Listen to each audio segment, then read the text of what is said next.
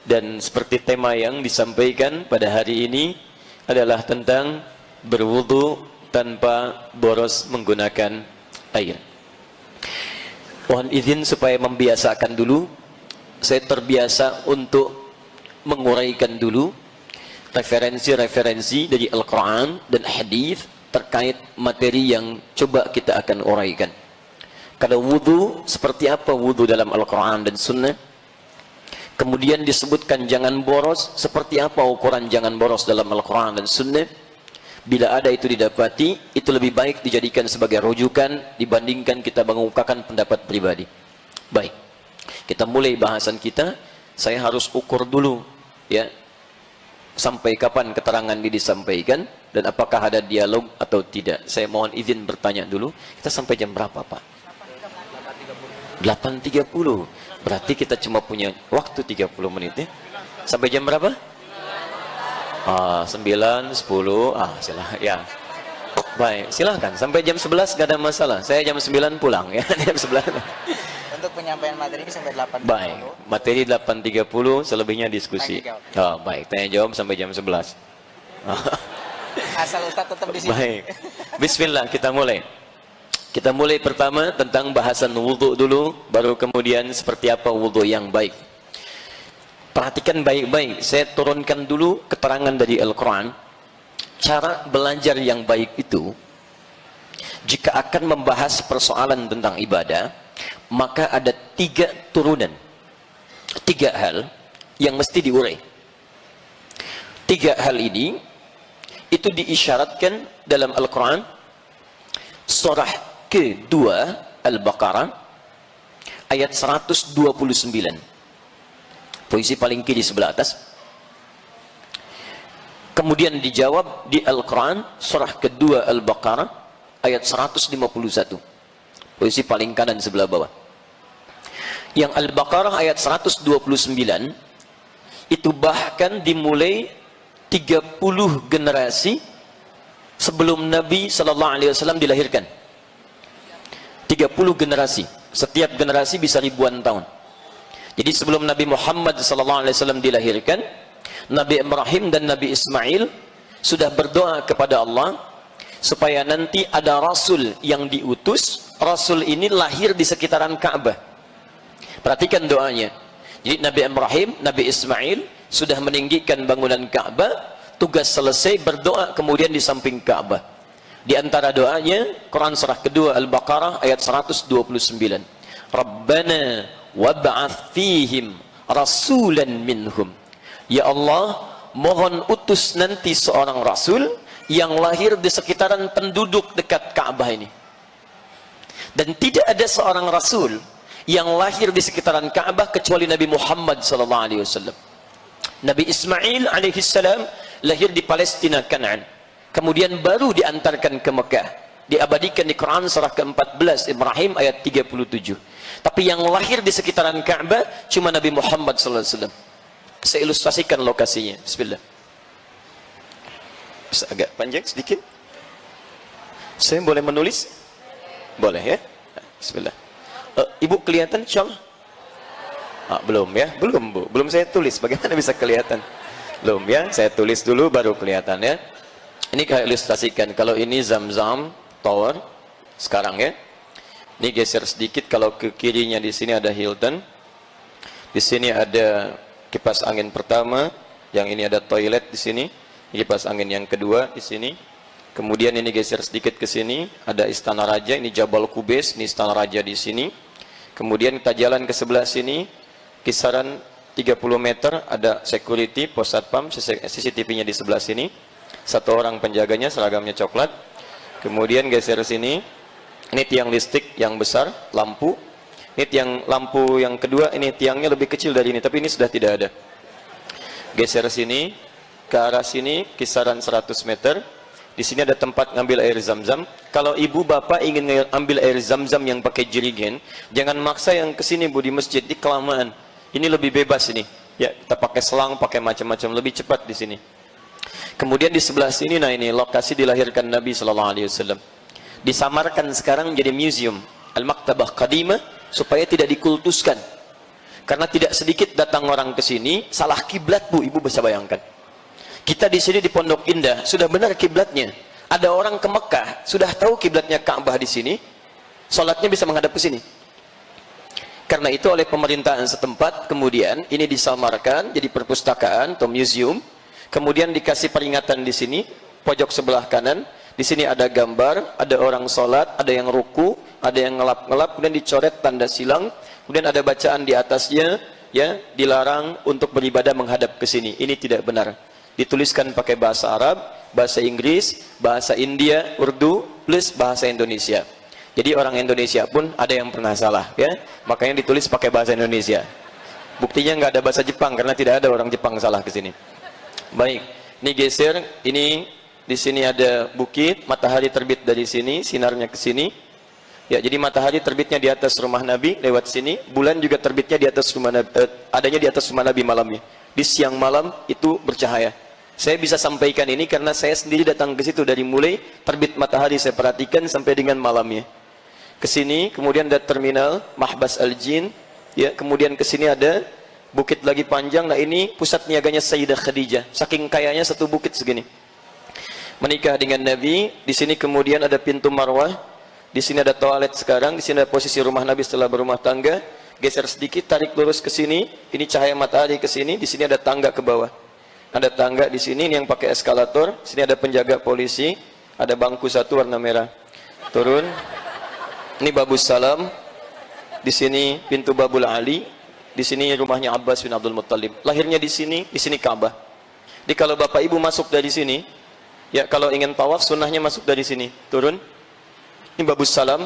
Ini Anda tinggal lurus, di sini Bukit Safa, langsung ketemu dengan Hajar Aswad. Ini tidak perlu belok-belok lagi. Kalau Anda dari sini masuknya, maka nanti akan bergeser, muter dulu ke sini dulu, balik lagi ke sini, baru turun, baru ke sini lagi. Ya, jadi kalau bisa masuk lewat sini lebih baik karena langsung bertemu dengan Al-Hajar Al-Aswad. Ini saya sebutkan Hilton tadi, di sini kediaman sahabat Abu Bakar radhiyallahu taala anhu. Ini toilet pertama, yang ini toilet, ini kipas angin satu, ini kipas angin dua. Yang di sini parlemen Quraisy dulu. Ya, yang di sini mereka merencanakan pembunuhan terhadap Nabi. Di sini ada Abu Jahal, Abu Lahab dan abu-abu yang lainnya yang tidak baik. Jadi yang lahir di sekitaran Ka'bah hanya Nabi Muhammad SAW. Dan uniknya, ini yang paling menarik. Sejak masa Nabi Ibrahim dan Nabi Ismail alaihi wassalam, keduanya sudah berdoa di samping Ka'bah supaya Rasul yang diutus ini membawa 4 misi. Di antara 4 misi ini, 3-nya itu manhaj dakwah. Cara Nabi menyampaikan pengajarannya supaya bisa diterima dan dipraktikkan oleh umatnya, plus berdampak dalam kehidupannya. Jadi bukan sekedar diterima, tapi ada dampak dalam kehidupan. Awas, hati-hati.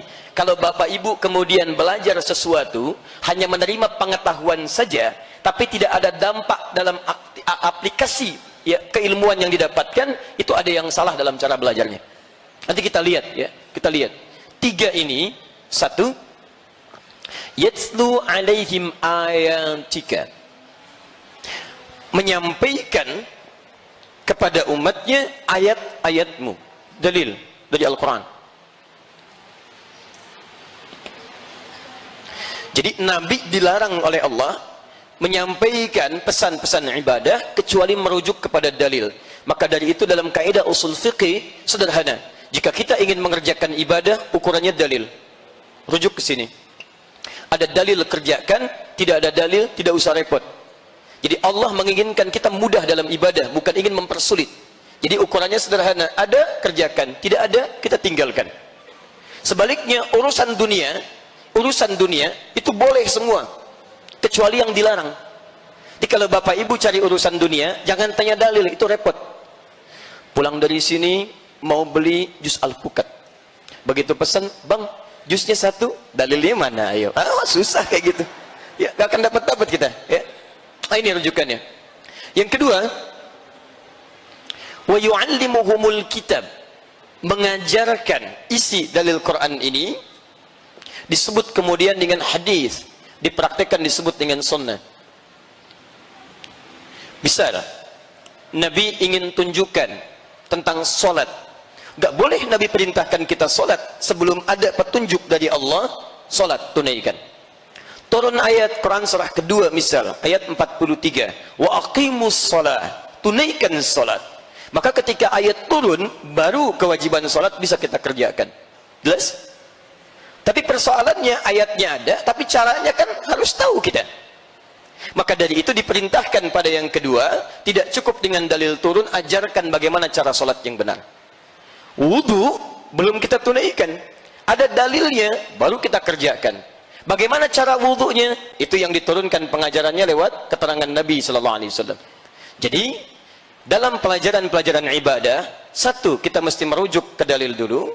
Kedua, kita mesti tahu bagaimana cara mengerjakannya. Dua aspek. Satu, dua. Tiga, ini yang jarang dibahas. Wal hikmah. Esensinya. Hikmahnya. Hikmah, esensi. Kenapa kita diminta sholat? Contoh ya, sebagai evaluasi, sebentar, sebagai evaluasi. Al-Quran memberikan ukuran esensi sholat. Di Quran surah ke-29 ayat 45. Inna salata tanha anil fahsya'i wal munkar. Sungguh, sholat itu bila benar dikerjakan akan menjadikan pelakunya baik, terbebas dari perbuatan keji dan mungkar. Jadi sumber keburukan itu hanya dua. Kalau bukan fahsya, maaf, keburukan yang bersumber dari syahwat. Kata-kata kotor itu fahsya, jorok itu fahsya, pornografi, porno aksi, LGBT itu fahsya. Jadi mustahil ada orang sholat kemudian bisa berkata kotor. Kalau orang tidak sholat, dia kata-katanya kotor karena memang tidak sholat. Tapi kalau antum sholat, kata-kata antum kotor, ada yang salah dalam sholatnya. Walaupun bacaan sholat anda terlihat benar, gerakan sholat anda terlihat sempurna, tapi ada yang salah dalam pelaksanaan sholatnya. Mungkin anda, maaf, kurang memahami dari apa yang dikatakan dan dibacakan dalam sholatnya. Mungkar, maaf, perbuatan yang diingkari oleh hati kita. Sumbernya nafsu perut dan akal. Dusta itu mungkar, berselisih itu mungkar, mencela itu mungkar, korupsi itu mungkar, segala perbuatan kotor itu mungkar, bersumber dari nafsu perut dan akal. Jadi mustahil ada orang sholat bisa mencuri, mustahil. Ada orang sholat bisa berdusta, mustahil. Ada orang sholat bisa gosip, mustahil, Bu. Ya. Saya tidak, Ustaz, alhamdulillah tidak seperti ibu yang itu. Sama aja, mustahil. Gak bisa, Pak. Mustahil ada orang ke masjid sholat pulang tertukar sandal, mustahil. Mustahil. Itu hikmahnya. Nah, kalau persoalan sholat kita tidak menghasilkan esensi ini, maka ada yang salah di sini dan di sini. Bukan sumbernya, tapi ada sindiran di Quran, salah satunya halus tapi tajam. Halus tapi tajam. Ada orang sholat yang tidak memahami, mengerti apa yang dibaca dan dilakukan dalam sholatnya. Coba cek dalam sekian sholat yang kita tunaikan, ribuan kali ruku dan sujud, berapa persen bacaan sholat yang kita pahami? Jangan-jangan kita ruku nggak ngerti yang dibaca, sujud tidak paham apa yang dilakukan. Bagaimana kita bisa khusyuk dalam sholat? Ini poinnya. Nah, jadi tiga turunan ini yang akan kita turunkan. Umumnya orang kalau belajar ibadah itu mencukupkan pada bacaan, dalil. Yang kedua adalah cara, sunnah. Tapi umumnya jarang membahas aspek yang ketiga. Esensinya apa? Ini poinnya. Ya, Bapak Ibu berdiri begini, ya, bersiap mau sholat, tangan diangkat sini. Caranya benar. Lisan mengucapkan Allahu Akbar. Dalilnya hafal. Ya, Abu Dawud nomor hadis 857. Fayaqulu Allahu Akbar. Pertanyaannya, kenapa tangan Anda seperti ini? Kenapa yang diucapkan Allahu Akbar? Bukan Allahul Azim, Allahur Rahman. Itu semua ada hikmahnya. Dan diajarkan pada Nabi sallallahu alaihi wasallam. Nah, ini yang akan coba kita turunkan pada pagi ini terkait dengan persoalan wudhu. Apa dalil tentang wudhu? Bagaimana cara berwudhu? Dan apa esensi wudhu? Jangan-jangan tiap hari kita wudhu, tapi dampak dari wudhu tidak nampak dalam kehidupan kita. Sepakat sampai sini? Akan tinggal sepakat saja, Bu, ya. Saya yang datang, saya terangkan, saya tulis, saya hapus sendiri. Itu biasa, ya. Bismillah. Saking pentingnya tiga hal ini, itu diingatkan langsung oleh dua orang Nabi, Ibrahim dan Ismail alaihissalam, sebelum kelahiran Nabi Muhammad SAW. Itu jarak ke Nabi Muhammad ke Nabi Ibrahim sekitar 30 generasi. Setiap generasi bisa ribuan tahun. Nabi Musa ke Nabi Muhammad sekitar 2000 tahun. Muhammad bin Abdullah bin Abdul Muttalib bin Hashim bin Abdul Manaf bin Qusay bin Murrah bin Kilab bin Ka'ab bin Ghalib bin Fihr bin Manik bin Nadar bin Kinana bin Khuzaimah bin Mudrika bin Ilyas alaihissalam bin Nizar bin Mudar bin Ma'ab bin Adnan bin Addi bin Adri bin Muqawwam bin Nahur bin Tarikh bin Ya'rub bin Yasjub bin Nabit bin Ismail alaihissalam bin Ibrahim alaihissalam. 30 generasi. Kalau ini tidak penting, tidak akan dimohonkan oleh dua orang Nabi dan Rasul sekaligus. Ini menunjukkan tiga aspek ini sangat penting. Ini poin pentingnya. Maka doa ini dikabulkan oleh Allah Subhanahu wa taala setelah 30 generasi. Dengan turunnya Quran surah kedua Al-Baqarah ayat 151, paling kanan sebelah bawah. Kama arsalna fiikum, dijawab, rasulan minkum. Sebagaimana kami telah utus di antara kalian, sekitaran Makkah, rasul dari kalangan kalian. Yatslu alaikum ayatina, satu, wa yu'allimukumul kitab wa yuzakkikum wa yu'allimukumul kitaba wal hikmah wa yu'allimukum ma lam takunu ta'lamun. Berdoa 30 generasi sebelumnya dikabulkan, bahkan saat dikabulkan Nabi Ibrahim dan Nabi Ismail tidak menyaksikan kehadiran nabinya. Ini pesan kata para pakar tafsir, bahwa dari sekian doa yang kita mohonkan itu akan selalu ada manfaat bagi diri kita, sekalipun saat dikabulkan belum tentu kita hadir di dalamnya. Jadi kalau bapak ibu memohon kepada Allah, misal, ya Allah jadikan di antara keluarga saya ada yang hafal Al-Quran. Mungkin yang hafal Quran bukan saat bapak ibu hidup. Setelah anda meninggal, di antara cucunya ada yang hafal. Hafal itu bukan karena dia hebat, mungkin karena doa anda. Jadi jangan putus dalam berdoa. Ketika anda berdoa tentang apapun, akan ada kebaikan di dalamnya. Selain pahala, ada pengabulan yang luar biasa. Jadi jangan cepat kecewa kalau kita berdoa seketika belum terkabul. Mungkin ada hikmah yang besar di dalamnya. Nabi Ibrahim, Ismail, dua nabi disayang oleh Allah. Satu gelarnya Khalilullah, paling dekat dengan Allah. Abul Anbiya, bapak para nabi. Surganya jelas. Keturunannya nabi rasul seluruhnya hampir umumnya dekat dengan Allah, dijaga dari maksiat, tingkat surga paling tinggi. Berdoa kepada Allah 30 generasi baru dikabulkan dan tidak mengeluh. Anda nabi bukan, rasul bukan, surga belum jelas, amalan berantakan, hisab masih menegangkan, tidak ada dari kita keturunan nabi. Mohon maaf. Ya, coba lihat, baru berdoa 30 menit saja sudah mengeluh. Saya sudah di rumahmu ya Allah, saya sudah bermohon, saya sudah tahiyatul masjid, Masya Allah, kenapa belum dikabulkan juga? Kurang banyak dan kurang sabar. Yuk kita turunkan. Pertama, dalil. Bismillah. Wudu yang tidak boros. Dalilnya kita turunkan. Satu, kita ambil dari Al-Quran dulu.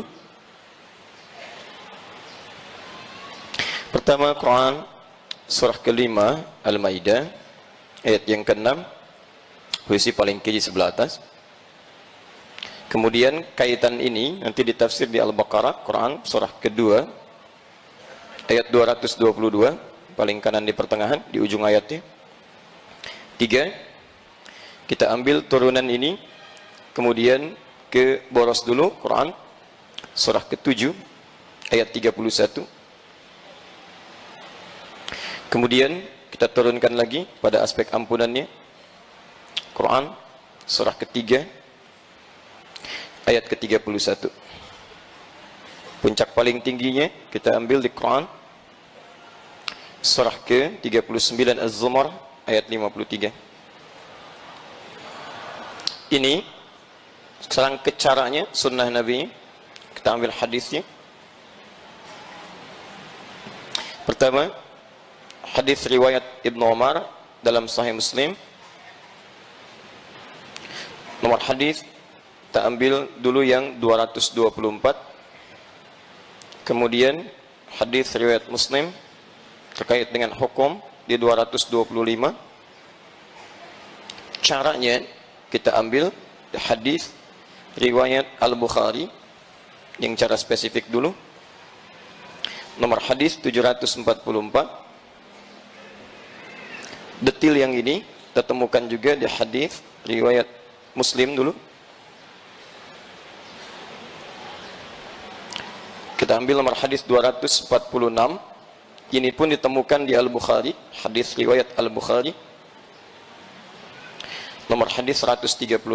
Ini riwayat Utsman bin Affan radhiyallahu taala anhu.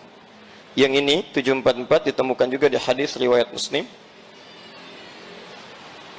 Nomor hadis 397 riwayat Abu Hurairah radhiyallahu taala anhu. Kisahnya ada di kitab Subulus Salam karangan Imam As-San'ani yang berbahasa Arab di jilid kedua halaman 31. Paragraf kedua posisi paling kanan sebelah atas di kitabnya. Kemudian kita turunkan yang ini lagi, hadis riwayat Muslim, esensinya terakhir, hikmahnya.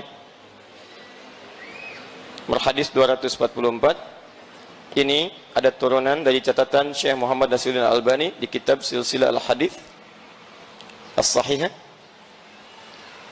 Kata Syekh Muhammad Nasiruddin Al-Albani, nomor hadis 6048. Ya. Sampai di sini pelajaran kita insyaallah. Setannya, ada setan khusus menggoda orang wudu. Hati-hati. Nanti kita bahas ya. Mudah-mudahan cukup waktunya. Kita ambil dulu aspek setannya di Quran surah kedua ayat 168 paling kanan sebelah bawah.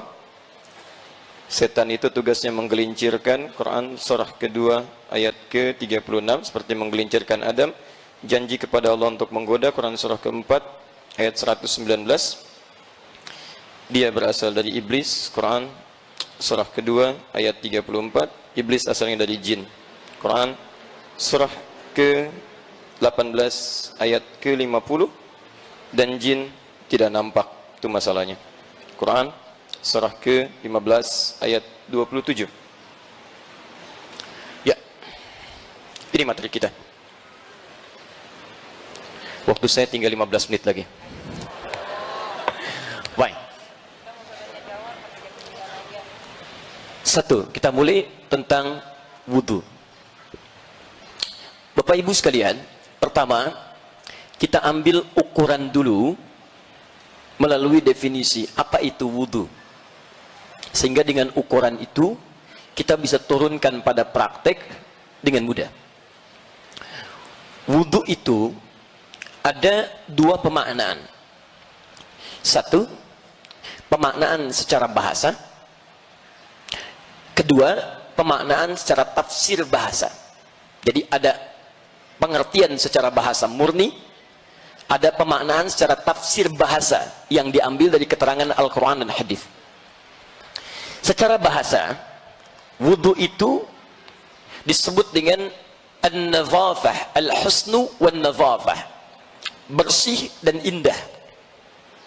Bersih dan indah secara bahasa. An-nadhafah, bersih dan indah. Diharapkan dengan orang ketika berwudu, dengan wudu itu maka semakin bersih tampilan dirinya dan nampak indah dalam penampakan perilakunya. Kenapa saya sebut dengan penampakan perilaku? Karena kalimat keindahannya bukan menggunakan kata jamalah tapi husnun.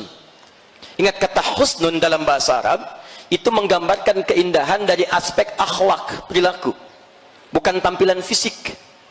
Kalau tampilan fisik itu orang Arab menyebutnya dengan jamalah. Jamalah dari kata jamalah, jamalun, seperti ini.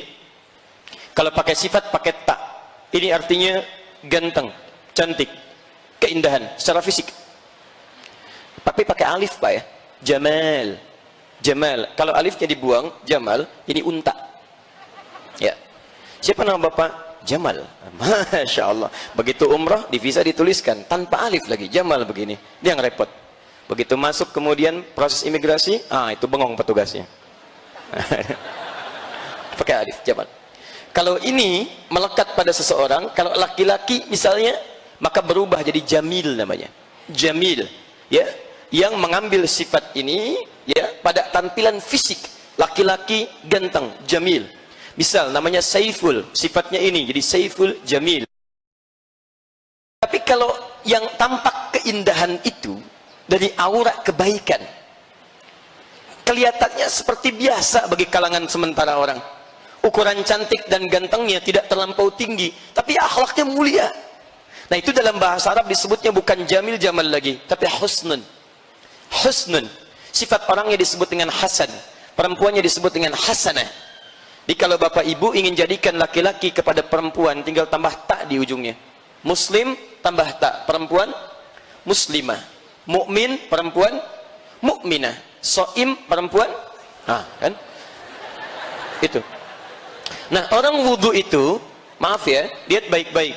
Jadi sifat wudu itu dari segi bahasa sudah jelas. Bukan sekedar menghadirkan kebersihan dalam fisik. Mohon izin, maaf, wajah dibersihkan, bersih luarnya.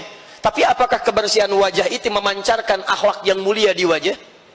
Kalau antum bersih wajahnya, tapi suram senyumnya, tidak ada akhlak kebaikan di wajahnya, ada yang salah dalam wudunya. Tangan dibasuh, bersih. Tapi kebersihan tangan secara fisik tidak mencerminkan kebaikan perilakunya. Maaf, kotor juga. Mengerjakan hal yang dilarang, ada yang salah dalam wudunya. Ini baru aspek bahasa. Karena itu, dalam penafsiran bahasa ini, oleh para ulama, kalimatnya dispesifikan. Apa kalimat yang bisa menggabungkan dua aspek ini? Dalam bahasa Arab ada satu istilah, namanya taharah. Taharah. Kalau sudah disebutkan taharah, maka keduanya menjadi satu. Kalau cuma nadhafah, itu bersih luarnya. Bersih luarnya. Pernah dengar kalimat ini? An-nadhafatu minal iman. Kebersihan sebagian daripada iman. Itu hadis palsu. Ya. Saking palsunya, di kitab hadis palsu pun tidak ditemukan. Orangnya disebut dengan nadhif. Ini, nadhafah. Ya. Hati-hati, ini walaupun sederhana, ini penting. Saking pentingnya, ini spidol susah menuliskan. Mau habis tuh tintanya. Nah, jadi fokus teman-teman. Lihat baik-baik. Ini memang agak banyak yang aneh sekarang, ya. Spidol sulit mengulas. Air sampai habis saking pentingnya tuh. Cuman gelasnya. Baik, alhamdulillah. Biasa. Lihat, fokus ini. Jadi kalau disebutkan nadhafah, itu cuman luarnya. Antum kalau ingin bersih-bersih luar, jangankan orang Islam, non-Muslim juga bisa mengerjakan itu. Anda bersihkan tangan, yang lain bersihkan tangan. Anda bersihkan wajah, yang lain cuci muka. Apa bedanya Anda dengan yang lain? Karena itu dirubah pengertiannya, diarahkan pada petunjuk yang benar. Wudu itu tidak sekedar menjadikan kebersihan secara fisik, tapi juga ada makna taharah di sana. Taharah itu bersih luarnya, suci dalamnya. Itu poinnya, bersih dan suci. Karena itu kalau teman-teman membuka kitab fikih, dibuka dengan kalimat ma'nal wudu, pengertian wudu, maka akan kata ini yang kita temukan, babut taharah, bab tentang taharah, tapi isinya wudu. Dari mana para ulama memutuskan kalimat taharah? Bukan sembarangan, dari keterangan Nabi SAW, tercantum dalam hadis riwayat Muslim, nomor hadis 224. Ini riwayatnya Ibnu Umar, Abdullah bin Umar radhiyallahu taala anhuma, anaknya Umar bin Khattab. Kemudian yang kedua hadis riwayat Muslim nomor hadis 225, riwayatnya sahabat Abu Hurairah radhiyallahu taala anhu. Lihat kalimatnya.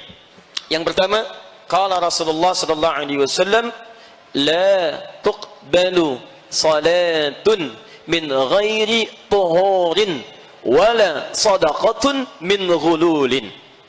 Tidak akan pernah diterima salat seseorang tanpa bertaharah.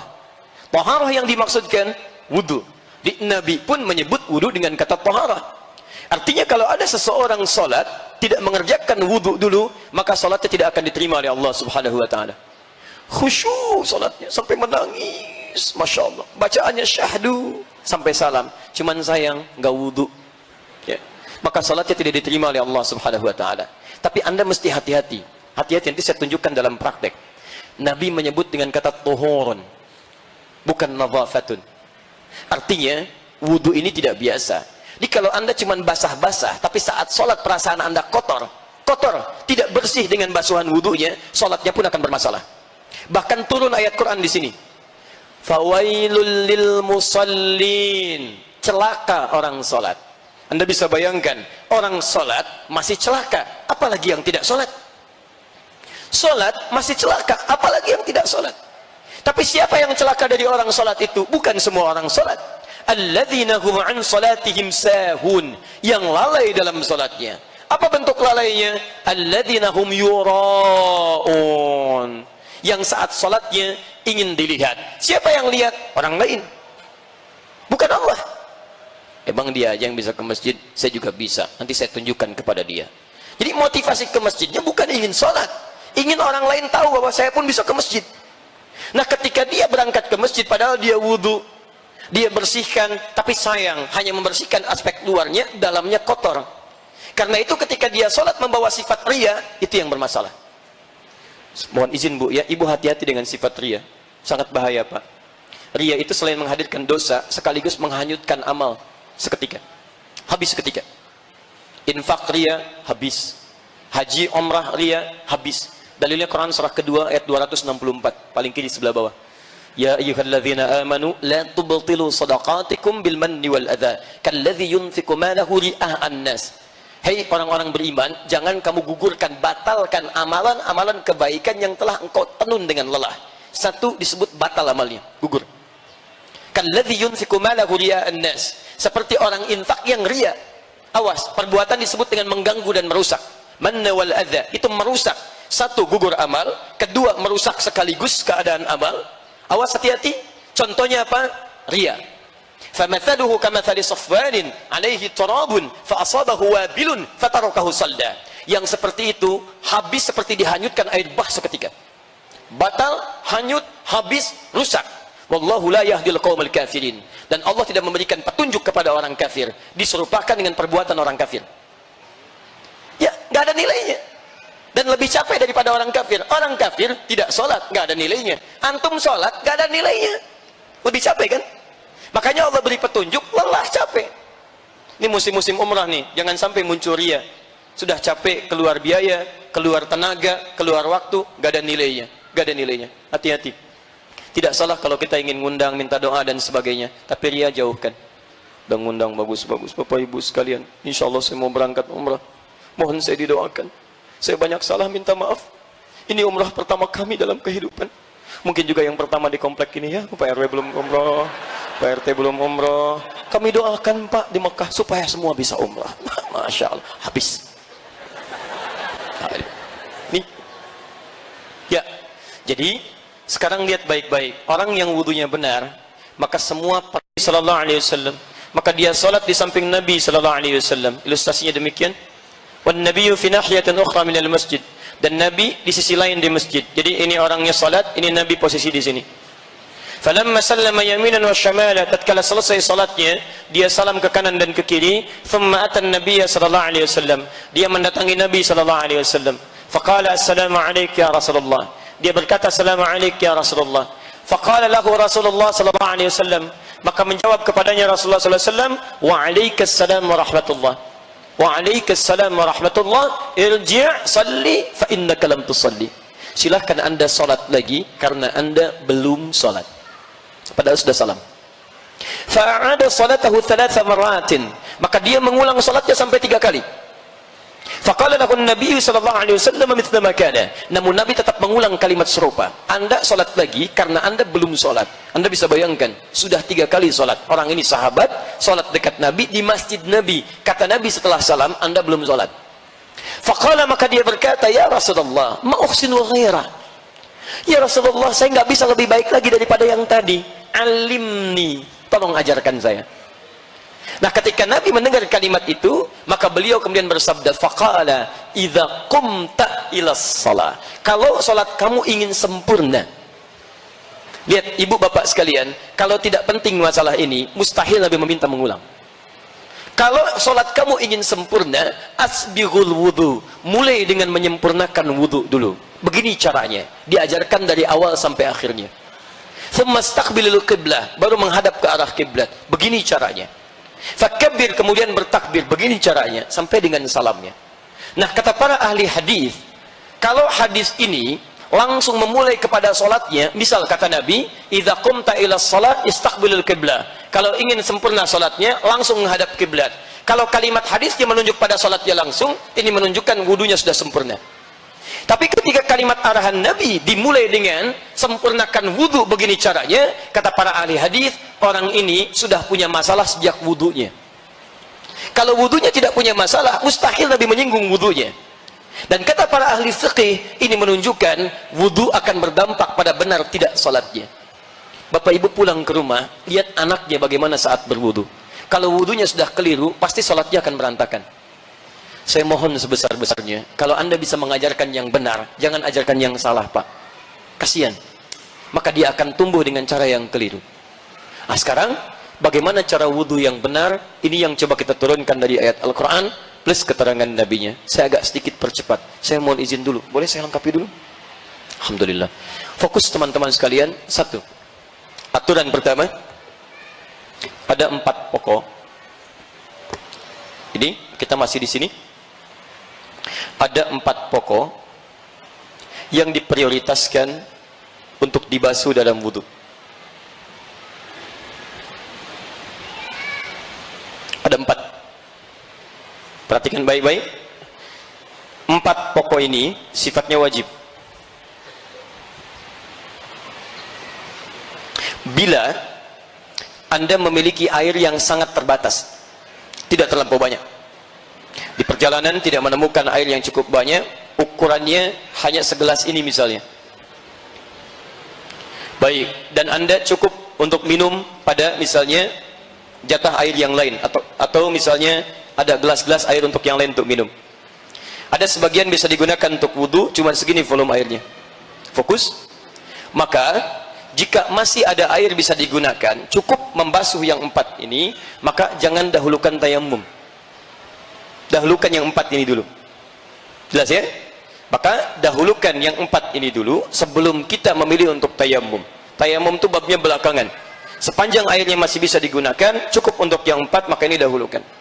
Apa yang 4 itu? 1. Faghsilu wujuhakum. Wajah. Satu-satu. Saya langsung praktekkan. Perhatikan sini. Yang disebut wajah itu adalah tampak depan dari kepala, mulai dari kening ini turun ke bawah ini, termasuk mata, sela-sela ini, fokus sampai ke dagu sini bawah. Dan mohon maaf sebentar, ikhwan, laki-laki teman-teman yang ada jenggotnya, termasuk dengan menyelai-nyelai jenggotnya. Maaf sedikit aja, sedikit saya tekankan. Hukum jenggot itu sunnahnya memelihara, bukan menumbuhkan. Jadi kalau teman-teman ada jenggot, rawat dengan baik, yang rapi, merapikannya. Tapi kalau belum ada jenggot atau tidak punya jenggot, tidak usah maksa. Ya gak usah beli timun, beli arang, gosok-gosok, tidak. Ini sedang apa mas? Sunnah. Bukan. Sunnah itu merawat, ya, merapikan. Baik. Dan area bawah di sini, masuk di bawah telinga di sini, ya, bagian dari dagu yang paling bawah. Nah, sekarang perhatikan baik-baik. Saya mau simpan mic ini supaya mudah mempraktekkan dengan kedua telapak tangan. Fokus baik-baik. Terdengar suara saya? Ya. Terdengar? Ya. Baik. Sekarang lihat baik-baik ya. Perhatikan. Sebentar. Bahasa Al-Qurannya pertama, untuk membasuh wajah menggunakan kata ghassala. Perhatikan baik-baik. Faghsilu pakai ghassala. Ini untuk wajah menggunakan ghassala. Ghassala itu mengambil airnya dan dibasuhkan ke tempat yang akan dibasuh, ditumpahkan ke tempat yang akan dibasuh. Contoh, kita mohon izin misalnya, saya ilustrasikan mengambil air langsung dari keran misalnya. Saya minta bantuan. Izin Pak, sebelah sini saja. Ini misalnya kerannya, ya, begini. Ini alhamdulillah kalau kerannya agak tinggi ya. Kalau kerannya agak rendah, kita turunkan.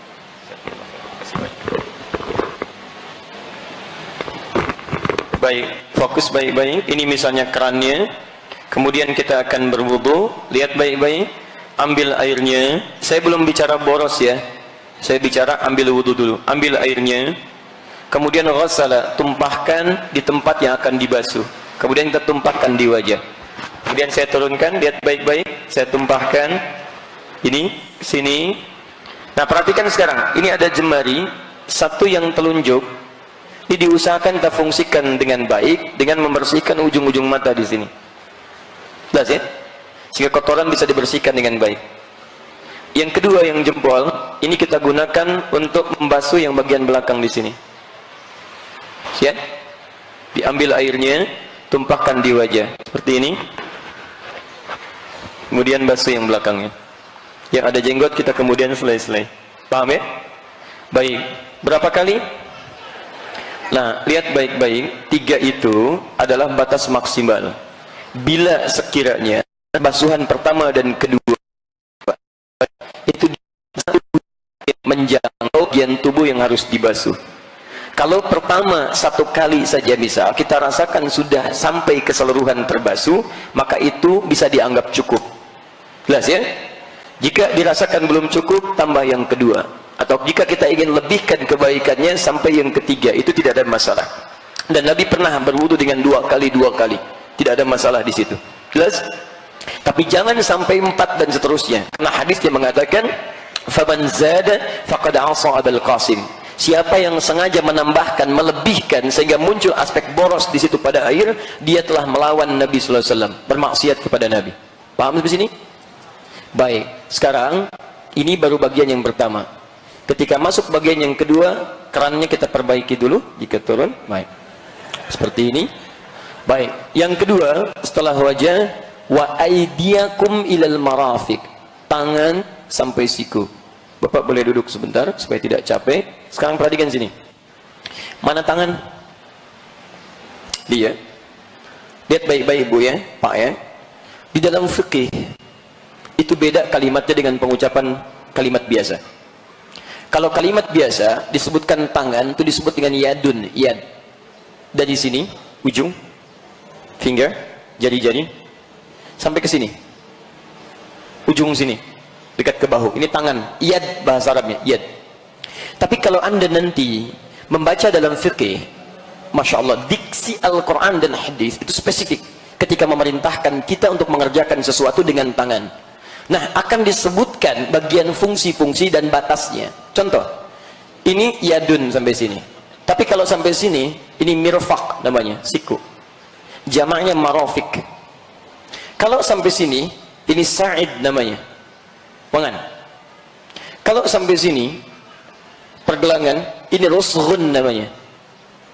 Kalau yang ini saja, ini kaffun namanya. Kalau yang ini saja, ini asabi' namanya. Kenapa saya terangkan kalimat-kalimat ini? Karena nanti kalau dalam fungsi fikih ibadah, itu akan spesifik disebutkan batas-batasnya. Misal, Anda sholat bertakbir. An-Nasa'i nomor hadis 886. Fawadha'a yadahul yumna 'alal yusra. Yadnya kaf. Maka letakkan telapak tangannya yang kanan di punggung yang kirinya. Letakkan di dada. Jadi begitu mengangkat, Allahu Akbar. Batasnya di sini. Boleh kata Nabi, rusghun, pergelangan ketemu pergelangan. Jadi di sini boleh, di sini juga. Pergelangan kanan bertemu pergelangan kiri di sini. Tapi mohon maaf ya, kalimatnya pakai fa. Fa itu cepat. Allahu Akbar. Bukan diukur. Allah. Amin. Boleh sa'id ke sini. Boleh sampai sini. Tapi dilarang mirfaq sampai sini. Ini dilarang oleh Nabi. Jangan bertakbir seperti orang sombong. Jangan bersedekap seperti orang sombong kata Nabi. Ini cuma kiasan. Dilarang kita sampai ke sini, sampai sini saja. Ya, kan kalau sedang ada proyek. Ini ya. Ini nggak boleh dibawa dalam sholat, ya. Baik, jadi cuma sampai sini saja. Jelas ya? Baik, fokus. Wudu batasnya hanya sampai sini. Marafik, ya, marafik hanya sampai sini. Sekalipun dilebihkan, tidak boleh berlebihan sampai sini misalnya. Ya, melebihkan sedikit dari sini untuk memastikan jangkauan semua sampai siku kena. Bukan ingin sekedar lebih lewat, bukan. Ya, jadi batasnya sampai siku. Dan lihat bahasa Qur'annya menggunakan ila. Ila itu harful goyah, memulai sesuatu sampai tujuannya, bukan dari tujuan ke asal, tapi dari asal ke tujuan.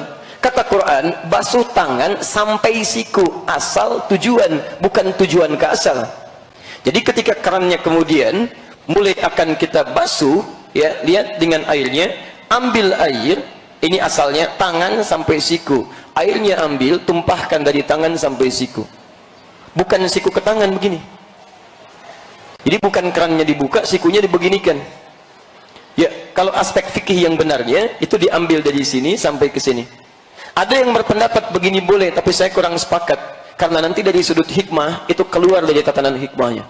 Dia yang paling baik ambil dari ujung sini, tumpahkan ke sini, kemudian alirkan lagi ke bawah. Paham? Kanan selesai, kemudian kiri. 3. Ini yang dahsyat. Masuk yang ketiga, berubah dari kata ghasala menggunakan masah. 2. Itu 3. Wamsahu, ini masah, usap sikum, kepala. Fokus, lihat baik-baik. Yang ketiga, ru'us, jama' dari kata ra'sun, artinya kepala. Jadi bukan rambut. Ingat, kepala bukan rambut.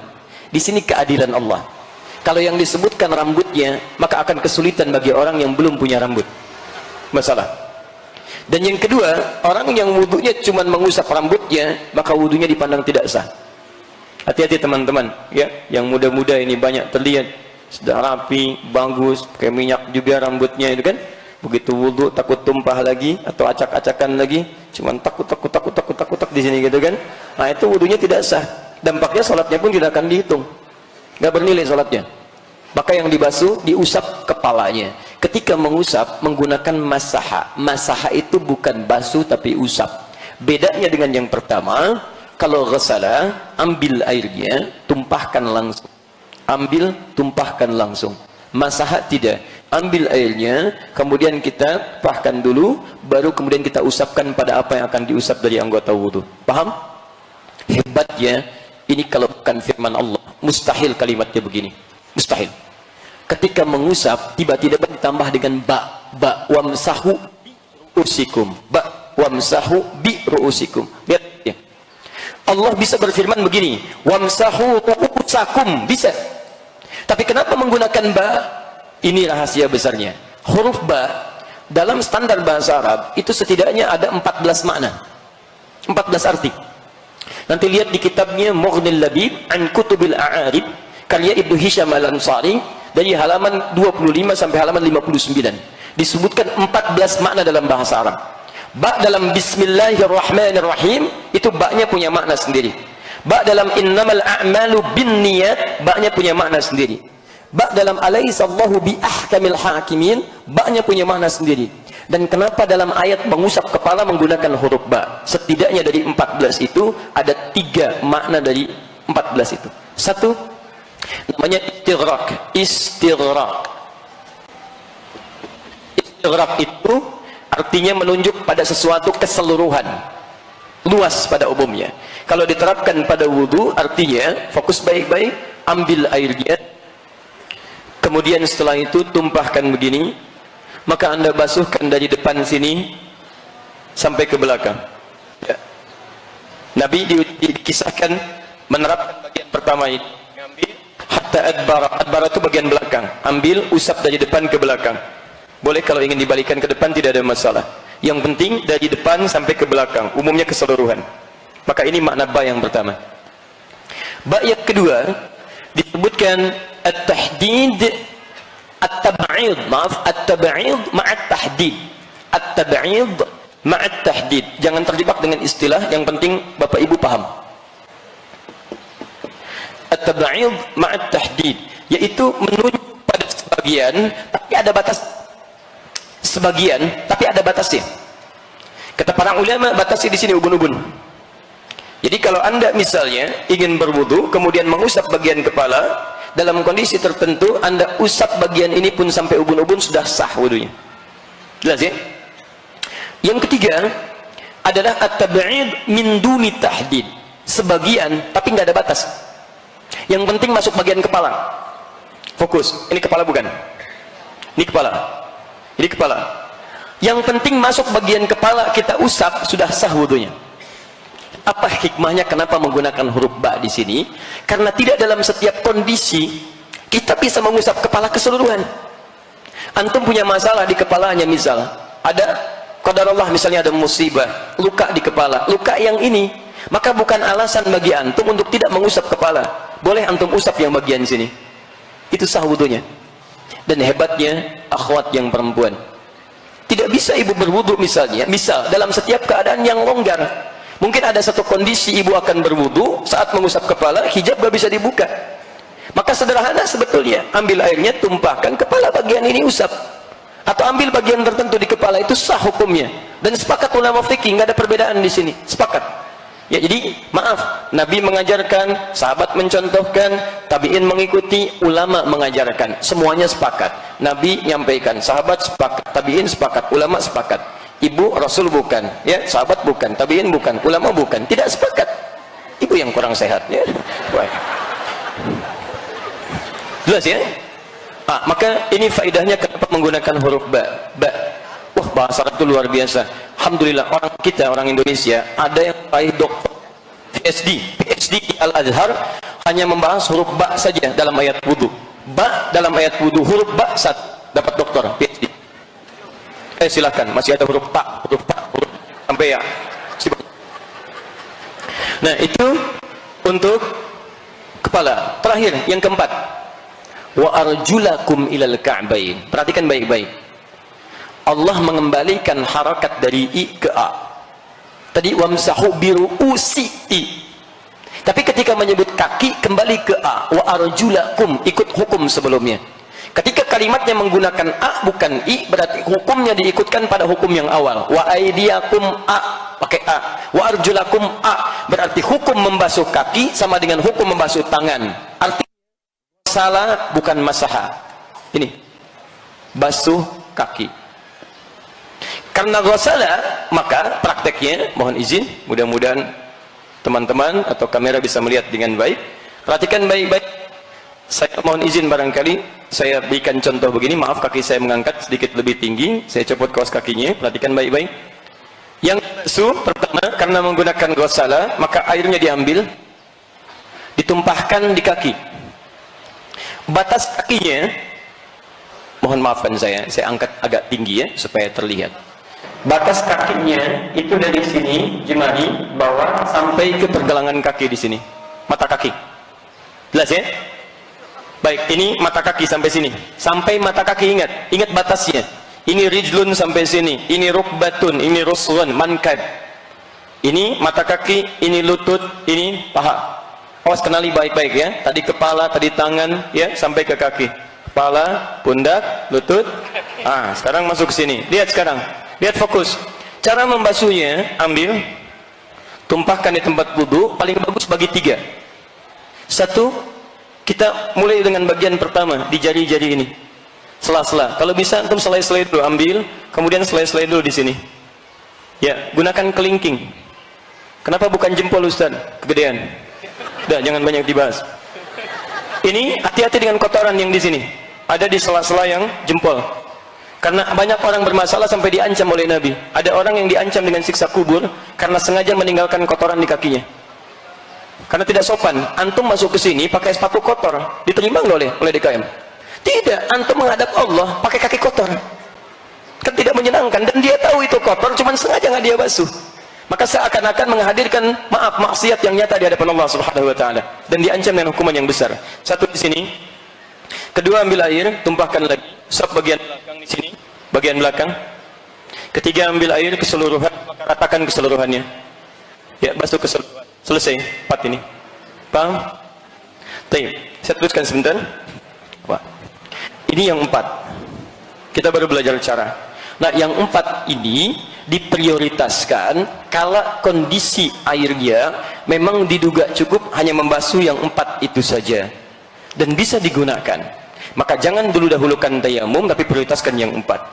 Jika airnya cukup banyak, maka kita sempurnakan dengan sunnahnya, dan tambahan pahala bisa kita raih. Apa diantara sunnahnya? Pertama, mulai Ya, dengan kita berniat membaca bismillah, kemudian kita menyela-nyela tangan bil air. Ya, kita basuhkan dulu, sunnah pertama. Kedua, selesai kita kumur-kumur. Di antara kumur-kumur ini boleh kita sambil menyikat bagian gigi, membersihkan. Ya, laula an asyqa ala ummati, kata Nabi, kalau saya tidak bermaksud memberatkan kepada umatku, la amartuhum bisiwak 'inda kulli salati. Aku akan perintahkan mereka menyikat giginya sebelum mereka salat. Sebelum mereka salat atau saat mereka salat, ada yang menafsirkan sebelum salat gosok-gosok begini, ada yang menafsirkan saat wudu dia bersihkan. Supaya sisa makanan yang menyelip di gigi itu bisa dihilangkan dengan cara digosok-gosok itu. Bisa menggunakan sikat gigi atau mungkin bagian dari jemari seperti ini. Paham ya? Baik, jadi ambil kumur-kumur, nah kemudian tumpahkan. Sunnah dari berkumur-kumur ini adalah yang kedua, menghirup ke hidung, istinsyak namanya. Hirup sebagian airnya ke hidung, kemudian kita istinsyar, keluarkan kotorannya ya dari daerah hidung. Saya ulang, sunnah pertama ini basuh tangan, kedua kumur-kumur, ketiga hirup sebagian, istinsyak, keempat keluarkan, istinsyar. Sunnah selanjutnya, fokus baik-baik, telinga, membasuh telinga. Ini caranya bisa langsung sekaligus dari kepala begini, turunkan kemudian ke telinga, boleh. Boleh juga setelah kepala ambil air lagi untuk membasuh telinga. Itu sah karena dua hadisnya ada dari satu sahabat yang sama, yaitu Utsman bin Affan radhiyallahu taala anhu. Posisinya ada di sini. Hadis Muslim hadis 246. Ya, boleh sampai di sini. Kemudian ke ujung kaki sudah selesai, kerjakan dengan tertib. Sunnah selanjutnya baru ditutup dengan doa. Dan di sini saya akan berhenti sejenak. Doa ini sunnah juga dalam wudu, diakhiri dengan doa. Pertanyaan saya, apa doanya? Doanya disebutkan di sini. Hadis Muslim hadis 244, juga ada di silsilah hadis as-sahihah karya Syekh Muhammad Nasruddin Al-Albani nomor hadis 6048. Saya bacakan doanya. Asyhadu an la ilaha illallah wa asyhadu anna Muhammadan Rasulullah. Teruskan, belum selesai. Allahumma ij'alni minat tawwabin waj'alni minal, tahan sebentar. Perhatikan pertanyaan saya. Kita sering membaca doa ini, paham nggak dengan artinya? Sekarang perhatikan esensinya. Saya bacakan artinya.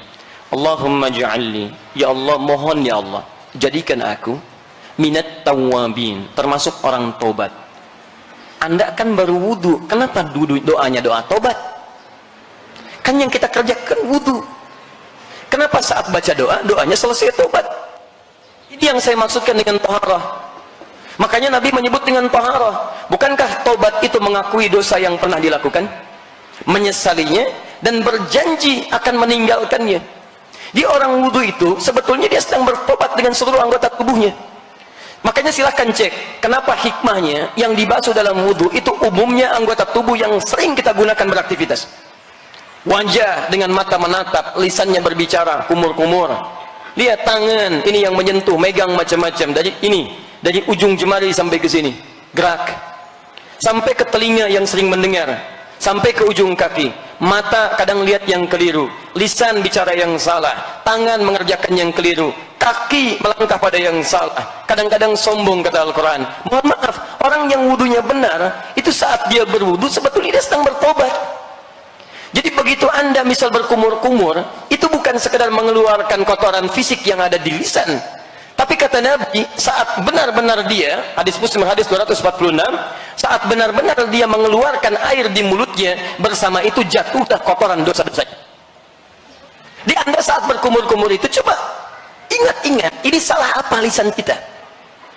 Barangkali kita merasa baik, tapi orang lain menilai kita itu sering salah dengan lisan kita. Bicara yang tidak menyenangkan, sering mencela orang lain, kadang-kadang gibah, bicara yang tidak elok dalam kehidupan. Ini karena aneh, minimal 5 kali wudhu. Kalau sekali wudhu masih salah, barangkali agak wajar.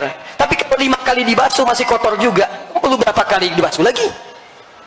Saya basuh tangan sekali, masih kotor, wajar lah, gak kesentuh. 2 kali, masih kotor. 3 kali, agak kurang wajar. 5 kali dibasuh, masih kotor juga. Antum berapa basuhan lagi? Seharusnya orang yang berkumur minimal 5 kali dalam sehari, itu lisannya selesai. Tidak ada hubungan dengan, maaf ya, dengan ya dusta lagi, berkata yang kotor lagi, kalimat yang tidak menyenangkan.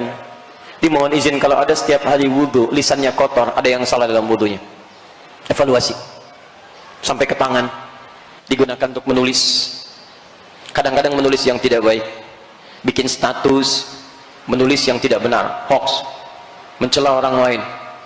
Atau Anda yang tanda tangan proyek yang tidak jelas, katanya wudu, bahkan baru wudu lagi, Masya Allah, Pak ini ada proyek, Masya Allah nilainya miliaran, tapi sifatnya haram, silakan Pak tanda tangan. Sebentar ya, saya wudu dulu. Wudu dulu, Masya Allah, habis wudu baru tanda tangan. Mustahil. Tangan yang dipakai taat mustahil dipakai maksiat, mustahil. Ya teman-teman, mustahil itu. Tidak akan pernah tangan digunakan maksiat. Lisan yang dipakai sholat mustahil digunakan maksiat. Kaki yang dipakai untuk ibadah dibasuh dengan wudhu mustahil berbuat yang tidak elok, mustahil. Ayo Pak, di sana ada proyek nilainya besar Pak, 100 miliar, bagian Bapak 20%. Tidak, saya berwudhu, mohon maaf. Naik deh Pak, 50%. Sebentar, saya istikharah dulu. Saya istikharah dulu.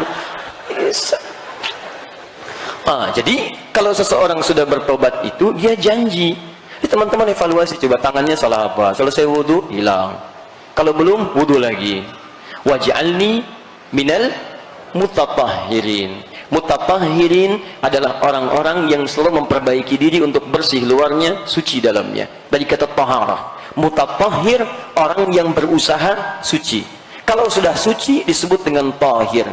Kalau ibu bapak wudhunya seperti ini, fokus ya, wudhunya seperti ini, taubat, kemudian taharah, bersih luar dalam, maka Anda langsung disebut oleh Al-Quran berpeluang mendapatkan cinta Allah subhanahu wa ta'ala.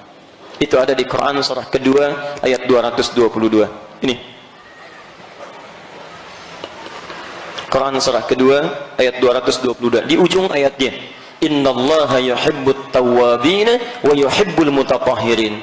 Allah akan mencintai orang-orang yang berusaha untuk taubat dan selalu membersihkan atau menyucikan dirinya. Yuhibbut tawwabina wa yuhibbul mutatahhirin. Anda berdoa setiap wudu, Allahumma ij'alni minat tawwabina waj'alni minal mutatahhirin. Minat tawwabina minal mutatahhirin. Innallaha yuhibbut tawwabina wa yuhibbul mutatahhirin. Jadi kalau wudu Anda bagus, taubat Anda benar, Anda tinggalkan maksiat, Anda raih taat kepada Allah, maka cinta Allah akan Anda raih. Itu poinnya yang dahsyat. Kalau cinta Allah sudah kita raih, maka yang pertama Allah berikan bagi kita semua adalah ampunan dari semua dosa. Semua dosa diampuni. Itu ada di Quran surah ketiga ayat 31. Dosa sebesar apapun, walaupun israf dalam dosa, Quran surah 39 ayat 53. Perhatikan rumusnya, saya berakhir di sini. Qul, Quran surah 3 ayat 31. Qul in kuntum tuhibbunallaha fattabi'uni. Katakan Muhammad, jika kalian serius mencintai Allah, ikuti saya, ikuti Nabi. Di bagaimana Nabi beraktivitas dalam kehidupan, termasuk wudunya ikut Nabi. Kalau Anda bisa melakukan itu, perhatikan, ini persamaannya. Perhatikan, yuhibbukumullah, maka cinta Allah akan diberikan kepada Anda. Nah, saat Allah mencintai seorang hamba, apa yang diberikan? Wa yaghfir lakum dzunubakum, maka Allah akan ampuni seluruh dosa-dosanya. Selesai. Jadi kalau kita wudunya benar, perbaiki wudu lagi, perbaiki wudu lagi, perbaiki wudu lagi, taubat, mutatahhir, Masya Allah. Itu diantara tanda dicintai oleh Allah subhanahu wa ta'ala. Jadi kalau bapak ibu ingin berusaha meraih cinta Allah, Anda dicintai pasangan hidup, bahagianya luar biasa. Kenapa tidak ada yang ingin dicintai oleh Allah subhanahu wa ta'ala? Ada yang tidak punya dosa di sini? Boleh angkat tangan? Yang sedikit? Yang banyak? Lalu saking banyaknya nggak bisa angkat tangan kan? Dan sekarang diberikan peluang untuk diampuni dosa, kenapa tidak kita raih? Bahkan israf itu dosa paling tinggi. Boros dalam dosa. Jadi semua pengen diraih. Kalau ini bohong saja, ini mencela saja, ini pukul saja. Kalau yang ini, kalau ada orang berbuat dosa belum dia kerjakan, kayaknya kurang. Mas, sudah pernah mukul orang? Belum saya. Tuh ada di sana. Mana? Datang. Oh, Masya Allah. Jadi kalau belum melakukan dosa, gatal tangannya. Tiba-tiba dia ingin kembali, maka ada jalan untuk kembali di Quran surah 39 ayat 53. Qul ya ibadiyalladzina asrafu ala anfusihim la taqnatu min rahmatillah. Hei, katakan Muhammad pada hamba-hamba Allah yang banyak dosanya berlebih, jangan putus asa dari rahmat Allah. Caranya salah satunya ini, taubat dan perbaiki dalam wudu. Jelas di sini? Baik, syaratnya tidak berlebihan juga dalam wudunya, karena israf diantaranya bermakna berlebihan dalam menggunakan sesuatu, termasuk air wudunya. Maka kami tutup dengan Quran surah ke-7 ayat 31. Ya bani Adam khudhu zinatakum 'inda kulli masjid. Hai anak cucu Adam, silahkan berikan tampilan terbaik saat ada panggilan dari masjid, maksudnya salat, kenakan yang terbaik, termasuk wudu dengan baik. Wa kulu washrabu wa la tusrifu. Silahkan makan, minum, tapi jangan berlebihan. Tusrifu, kalimatnya menggunakan israf, bukan dimakan minum saja. Dosa bisa israf, wudu bisa israf. Karena ada orang minum berlebihan, ada orang menggunakan air berlebihan. Minum pakai air, wudu pakai air. Karena itu para ulama fikih, berlebihan dalam wudu pun itu termasuk bermaksiat kepada Nabi dan dosa di hadapan Allah Subhanahu wa taala. Jadi, kalau nanti gunakan air, ada 3 sifat air dipakai wudu. 1, air yang seperti ini berada dalam satu wadah tertentu. 2, air yang ada dalam keran yang bisa diatur.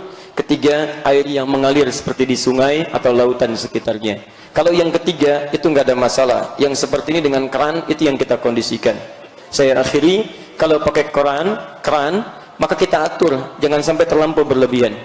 Ya, saya biasanya seperti ini. Biasanya kalau ada keran, nah ini biasanya kalau tidak dikecilkan, maka kita ambil dulu. Kemudian setelah kita ambil ya air secukupnya, lalu setelah itu kita coba matikan. Jadi kita ambil begini, kita matikan, kemudian kita basuh. Untuk tangan kita ambil dari sini, ini kita matikan. Ya, nah, itu bisa menghemat air dan cukup luar biasa. Ini kalau seperti ini, ya saya ambil contoh yang ini karena lebih mudah konsekuensinya. Jadi seperti ini, ambil airnya begini, tutup, ya. Kemudian baru kita basuhkan ke wajah. Ambil lagi airnya, baru kemudian ke tangan sampai siku. Kenapa tadi tidak siku dari tangan, tapi tangan sampai siku yang ini dulu? Karena ini yang sering banyak kita gunakan dalam keseharian. Ini yang banyak dosanya dibandingkan yang ini. Makanya saat Anda basuh dari sini, bayangkan dosa apa yang pernah dikerjakan oleh jemari-jemari kita. Ya, paham ya? Sampai ke sini, sampai kita turunkan lagi. Itulah barangkali inti materi yang kita bahas dalam kesempatan ini. Saya mohon maaf lebih 50 menit dari sesi yang diberikan. Berikan sesi barangkali kalau ada yang mau ditanyakan, kita berhenti di 15 menit ke depan insyaallah. Jazakumullah khair. Terima kasih Ustadz, sangat luar biasa. Saya hanya mampu ngapain. Sangat luar biasa ilmu yang kita dapatkan hari ini. Dan tadi saya sudah ngobrol dengan Pak Asril, kita masih diberikan waktu sampai Ustadz bisanya sampai jam berapa? Sampai jam 11 pun boleh.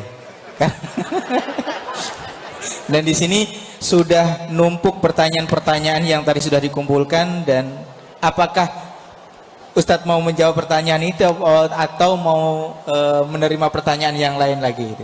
Yang ini aja. Oke. Bismillah. Assalamualaikum warahmatullahi wabarakatuh. Waalaikumsalam warahmatullahi wabarakatuh. Ustaz, saya mau bertanya, silakan. Bagaimana doanya pada saat nanti menikah? Masya Allah. Kita baru wudhu, ini sudah nikah. Luar biasa.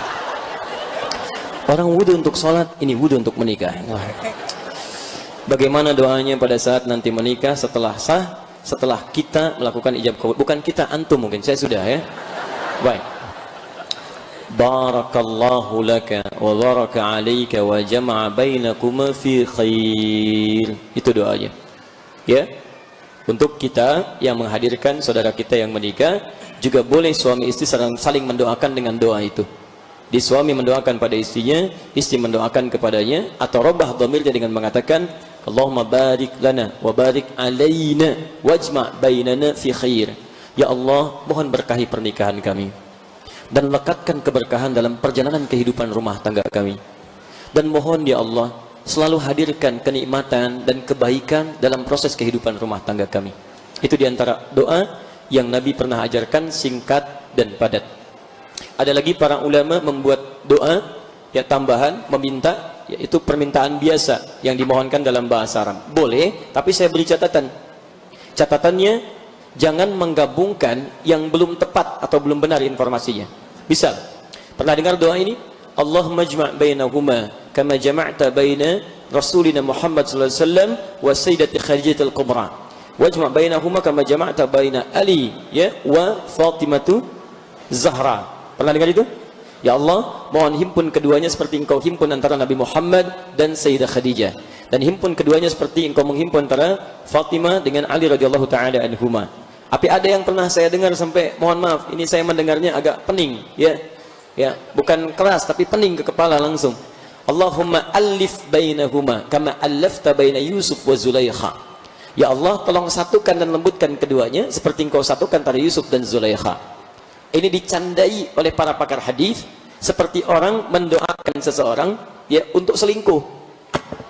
Hati-hati, dari mana referensinya Nabi Yusuf menikah dengan Sayyidah Zulaikha? Belum ditemukan. Di Quran tidak ada riwayat menikah, tidak ada riwayat pernikahan Yusuf alaihissalam dengan Zulaikha. Tidak ada riwayatnya.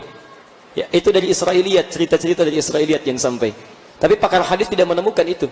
Yaitu istilah-istilah, bahkan di kitab-kitab tafsir diberikan nama-nama itu untuk menunjukkan itu istilah yang muncul dari masa-masa yang lalu. Tapi tidak diriwayatkan langsung dari Nabi sallallahu alaihi wasallam tentang nama-namanya. Yang kedua, Zulaikha itu tidak disebutkan dalam Al-Qur'an. Ya, dan dalam riwayatnya pun dari Israiliyat Zulaikha. Karena Al-Qur'an itu kalau menyebutkan seseorang yang bermasalah, itu umumnya tidak pernah menyebutkan namanya secara langsung. Kalau tidak gelarnya, inisialnya.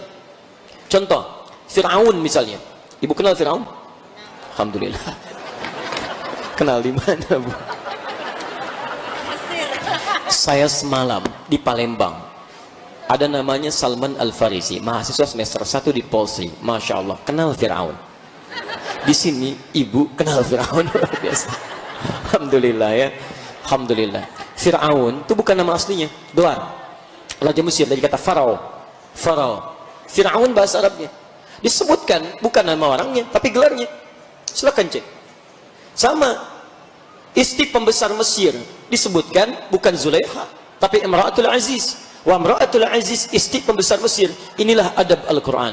Kalau ada seseorang berbuat salah dan jahat, antum tidak usah sibuk menggunjingkan namanya, karena yang salah bukan namanya, yang salah perbuatannya.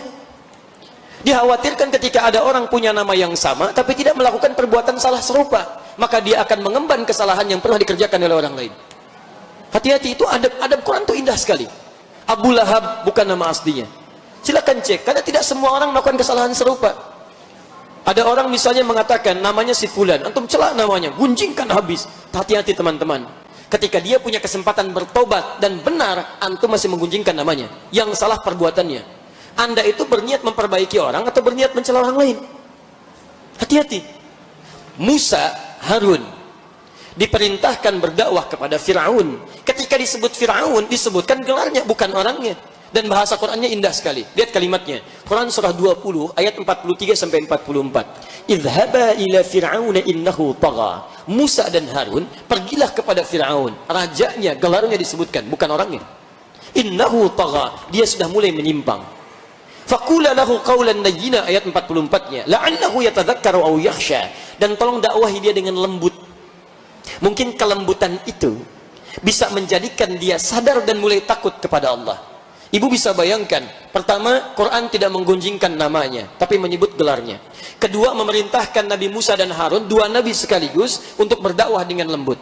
Musa, Harun, nabi dekat dengan Allah, surga terjamin, dijaga dari maksiat, berdakwah kepada Fir'aun, manusia namanya, diperintahkan menyebutkan dengan lembut. Anda nabi bukan, rasul bukan, tidak sesoleh Musa, tidak sebaik Harun. Kenapa Anda berdakwah kepada yang tidak sejahat Fir'aun dengan kata-kata yang kasar? Bahkan maaf, alih-alih memperbaiki perbuatan, kenapa menggunjingkan orangnya? Kalau kita bisa mendoakan, kenapa kita menghinakannya? Kalau Anda bisa mencinta, kenapa mencela? Kalau Anda bisa merangkul, kenapa memukul? Itu Islam itu indah, Bapak Ibu sekalian. Antum ikhwan laki-laki, ini ada tetangga masjid nih, laki-laki tetangga masjid, samping masjid, Bu. Beriman, tapi nggak pernah mau ke masjid, Bu. Di rumahnya aja, nggak mau ke masjid. Apa hukumnya, Bu? Hukum laki-laki nih, mukmin beriman, gak mau ke masjid, samping masjid, apa hukumnya? Masa dosa ini bakar, Masya Allah. Aduh, kadang-kadang fikih dakwah itu diutamakan daripada fikih ibadah. Hukum seorang lelaki tetangga masjid gak mau ke masjid, hukumnya ajak dia ke masjid. Mungkin dititipkan jadi tetangga Anda karena cuma Anda yang bisa mengajaknya, tidak dititipkan kepada orang lain. Anda mau katakan apa di hadapan Allah ketika Allah balikan? Kenapa kamu tidak mengajaknya? Kenapa tidak sekedar mendoakannya? Alih-alih Anda menghukumi orang, kenapa Anda tidak ajak orang? Doakan dalam keheningan malam, sebut namanya di hadapan Allah Subhanahu wa ta'ala. Dalam sujud kita khusyukkan, dia tetangga saya, ya Allah. Olahraga bersama, ya Allah. Kami tertawa gembira bersama, mohon jangan pisahkan kami di akhirat, ya Allah. Jadikan ia bagian dari masjid, ya Rabb. Minta pelan-pelan, ajak. Saya pernah kisahkan ada satu penghuni kompleks, Pak, Ibu. Masjidnya bagus, mestinya 95%. Tapi yang ke masjid 5 orang. Ketika kita kemudian lihat situasinya, kenapa cuma 5 orang? Kurang tahu, Ustaz. Ajak, ayo. Cara mengajaknya, Quran surah 16 ayat 125. Ud'u ila sabila rabbika bil hikmah. Ajak dengan bijak. Jangan marah-marah dulu. Masya Allah. Yuk, Sabtu Ahad kan libur tuh. Malam Sabtu kita beli buah. Setelah sholat subuh Sabtu, kita datang ke satu orang. Kita data dulu, ada database-nya. Satu orang kita datangi. Assalamualaikum Pak. Waalaikumsalam. Masya Allah. Masya Allah. Apa kabar Pak? Baik. Dari mana Pak? Dari masjid. Ini ada buah. Kok buah? Kami kira Bapak sakit. Tadi nggak ada di masjid. Kami beli buah. Masya Allah. Ahadnya ke masjid dia. 2, 3, 4. Lama-lama penuh masjid. Ngapain kita marah-marah? Gak ada kerjaan. Besoknya gak nanyain buah lagi. Ke masjid. Data teman-teman. Saya ke Kota Baru Parahyangan. Saya pengen tahu berapa datanya. Dapat datanya. 5.000 kakak Ustaz. Campuran. 2.639 itu muslimnya. Yang ke masjid ada 2 masjid. Ya, satu Ar-Rahman, kedua Ais Al-Irsyad. Di Ais 1,5 saf, ini 1,5 saf. Ais kapasitasnya 70 kakak. Ini 40 kakak, 110 kakak. Yang ke masjid. Yang ikut ta'lim ini 20 kakak, ini 20 kakak. Yang serius 15 kakak. Baik, ini petanya. Bismillah, kita doakan dulu pelan-pelan. Dan kita lihat pemetaannya. Mana yang imannya agak kuat, mau. Mana yang agak susah dan sebagainya. Pelan-pelan pendekatan. Sekarang, alhamdulillah. Cukup baik. Ayo. Apa hubungan dengan 2 menikah tadi? Alhamdulillah. Sebentar. Mohon dijelaskan mengenai hukum tawassul. Baik. Berdasarkan dalil. Tawassul boleh? Tawassul boleh, tapi kapan dibolehkan, kapan tidak dibolehkan? Dalil Quran surah ke-5 Al-Maidah ayat 35 paling kanan sebelah bawah. Hadisnya kalau belajar Riyadhus Shalihin ada 1896 hadis. Lihat di hadis yang ke-12 sampai 14 terakhir, posisi paling kiri sebelah bawah sampai kanan paling atas, agak panjang. Saya bacakan ayat Qurannya. Ya ayyuhalladzina amanu. Hai orang-orang telah menyatakan dia beriman kepada Allah. Ittaqullah. Tingkatkan takwamu kepada Allah. Wabtaghu ilaihil wasilah. Dan silahkan mohonlah kepada Allah dengan mencari wasilah. Permohonan dengan mencari wasilah disebut dengan tawassul namanya. Jadi berdoa kepada Allah Subhanahu wa ta'ala dengan menggunakan perangkat sesuatu. Apa perangkatnya? Ada yang dibolehkan lewat hadis, misal bertawassul dengan amal ibadah, sah. 3 orang sedang beraktivitas, tiba-tiba muncul hujan besar deras. Berlindunglah ketiganya masuk ke dalam satu gua. Gua itu ada 2 nama, namanya Gharun, kedua Kahfun. Kalau Gharun itu guanya cukup 1-2 orang saja, nggak terlalu luas dalamnya. Kalau Kahfun itu cukup luas, masuk 5, 6, 7 orang lebih bisa masuk. Makanya tempat Nabi menerima wahyu disebut gua Gharun, Gharu Hira. Ya, antum naik ke sana 5-7 kilo dari rumah Nabi, naik ke atas 700 meter, silakan turun sedikit ditemukan Gharu Hira, tulisannya Gharun. Tapi orang-orang yang sembunyi di gua dari kejaran raja yang zalim itu disebut dengan Kahfun, Ashabul Kahfi. Surah ke-18 Al-Kahf, Kahfun. Tayyib, sekarang perhatikan. Ini masuk ke gua cukup untuk 3 orang, sebut Kahfun. Begitu masuk ke gua itu, qadar Allah, maaf, di mulut guanya ini, karena ini nggak ada airnya, saya gini kan, ini tiba-tiba menggelinding batu besar. Ya, menutuplah pintu guanya begini. Dan ini sulit didorong keluar, tidak kuat tenaganya. Dorong susah. Apa yang terjadi? Ketika mereka semua sudah tidak sanggup mendorongnya, maka duduklah ketiganya. Salah satu di antara mereka yang sangat dekat dengan Allah mulai berkata, jika ikhtiar dengan tenaga sudah tidak mampu dilakukan, maka doalah yang layak untuk dijadikan tautan. Maka mari kita bertawassul kepada Allah dengan amal-amal yang kiranya bisa kita gunakan untuk memohon kepada Allah. Maka mereka berdoa dengan amalan mereka. Satu mengatakan, ya Rabb, saya pernah punya usaha dan memimpin perusahaan itu. Kemudian saat pembagian gaji, satu karyawan belum mengambil gajinya. Tiba-tiba dia pergi meninggalkan perusahaannya, lama tidak kembali, gajinya tersimpan dari saya. Tahun berganti belum datang juga, saya khawatir berkurang nilainya. Jumlah tulisan sama, tapi nilai bisa menyusut. Akhirnya saya berinisiatif untuk membelikan kambing. Saya belikan kambingnya berganti tahun, kambing makin banyak dan melimpah. Tiba-tiba saat melimpah ruah itu datanglah orangnya untuk menagih gajinya. Dia katakan, mana gaji saya? Saya katakan, itu semua kambing gajimu. Dia katakan, jangan bercanda dengan saya. Maksudnya kalau bahasa kita, jangan ngejek lah, gaji saya kecil begini masa dapat kambing banyak. Saya katakan, tidak. Wallahi kejadiannya begini. Kamu tinggalkan, saya takut nilai kamu berkurang. Saya belikan semua kambing itu dan sekarang jadi hak kamu. Maka diambillah semua kambing itu tanpa pernah memberikan kepada saya sedikit pun dari bagian kambingnya. Dan saya bermohon kepadamu ya Rabb, saya berusaha ikhlas dengan semua itu, tidak pernah mengungkitnya. Jika amalan saya itu engkau pandang amalan terbaik, maka mohon dengan amalan itu bebaskan kami dari kungkungan batu ini. Maka setelah berdoa didoronglah batu ini, bergeserlah batu ini. Tapi belum sanggup untuk keluar ketiganya. Yang kedua berdoa, ya Rabb, saya punya seorang ibu. Dan saya berusaha memberikan yang terbaik untuk ibunda saya. Saya tidak pernah menyentuh makanan dengan istri dan anak-anak saya sebelum ibu saya menyentuhnya. Dan saya selalu memeras air susu untuk diminum ibunda saya. Tidak pernah saya sentuh sebelum ibu saya minum duluan. Satu kali saya pulang dari pekerjaan, saya kemudian peraskan siapkan air susu, ibunda telah tertidur. Dan saya tidak berani membangunkannya. Saya perintahkan istri saya untuk tidur tanpa menyentuh makanan. Anak-anak ditidurkan dalam keadaan lapar. Dan saya memegang bejana susu, kalau kita gelas itu, saya pegang begini di samping ibunda saya, sampai saya menjaganya supaya bangun dari tidurnya. Ketika mulai terbangun, saya kemudian masih memegang tempat susunya. Ibunda saya mengatakan, mana air susunya? Dan tidak pernah sekalimat pun, satu huruf pun saya katakan, tadi saya menunggu di samping mama, memegang ini sampai mama bangun. Saya berikan air susunya, diminum oleh ibunda saya untuk memuliakannya. Kalau itu bagian amal terbaik saya, ya Allah, yang pernah saya kerjakan dan engkau menerimanya, maka mohon ya Rabb, bebaskan kami dari kungkungan batu ini. Didorong, bergeser. Tapi belum cukup kemudian mengeluarkan dari kungkungan batu ini. Yang ketiga berkata, ya Rabb, saya pernah punya banyak dosa. Di antaranya dosa rentenir, pinjamkan uang sana sini dengan bunga yang sangat luar biasa. Saya mencintai anak paman saya karena kecantikannya. Satu ketika bapaknya terkena jeratan hutang kepada saya.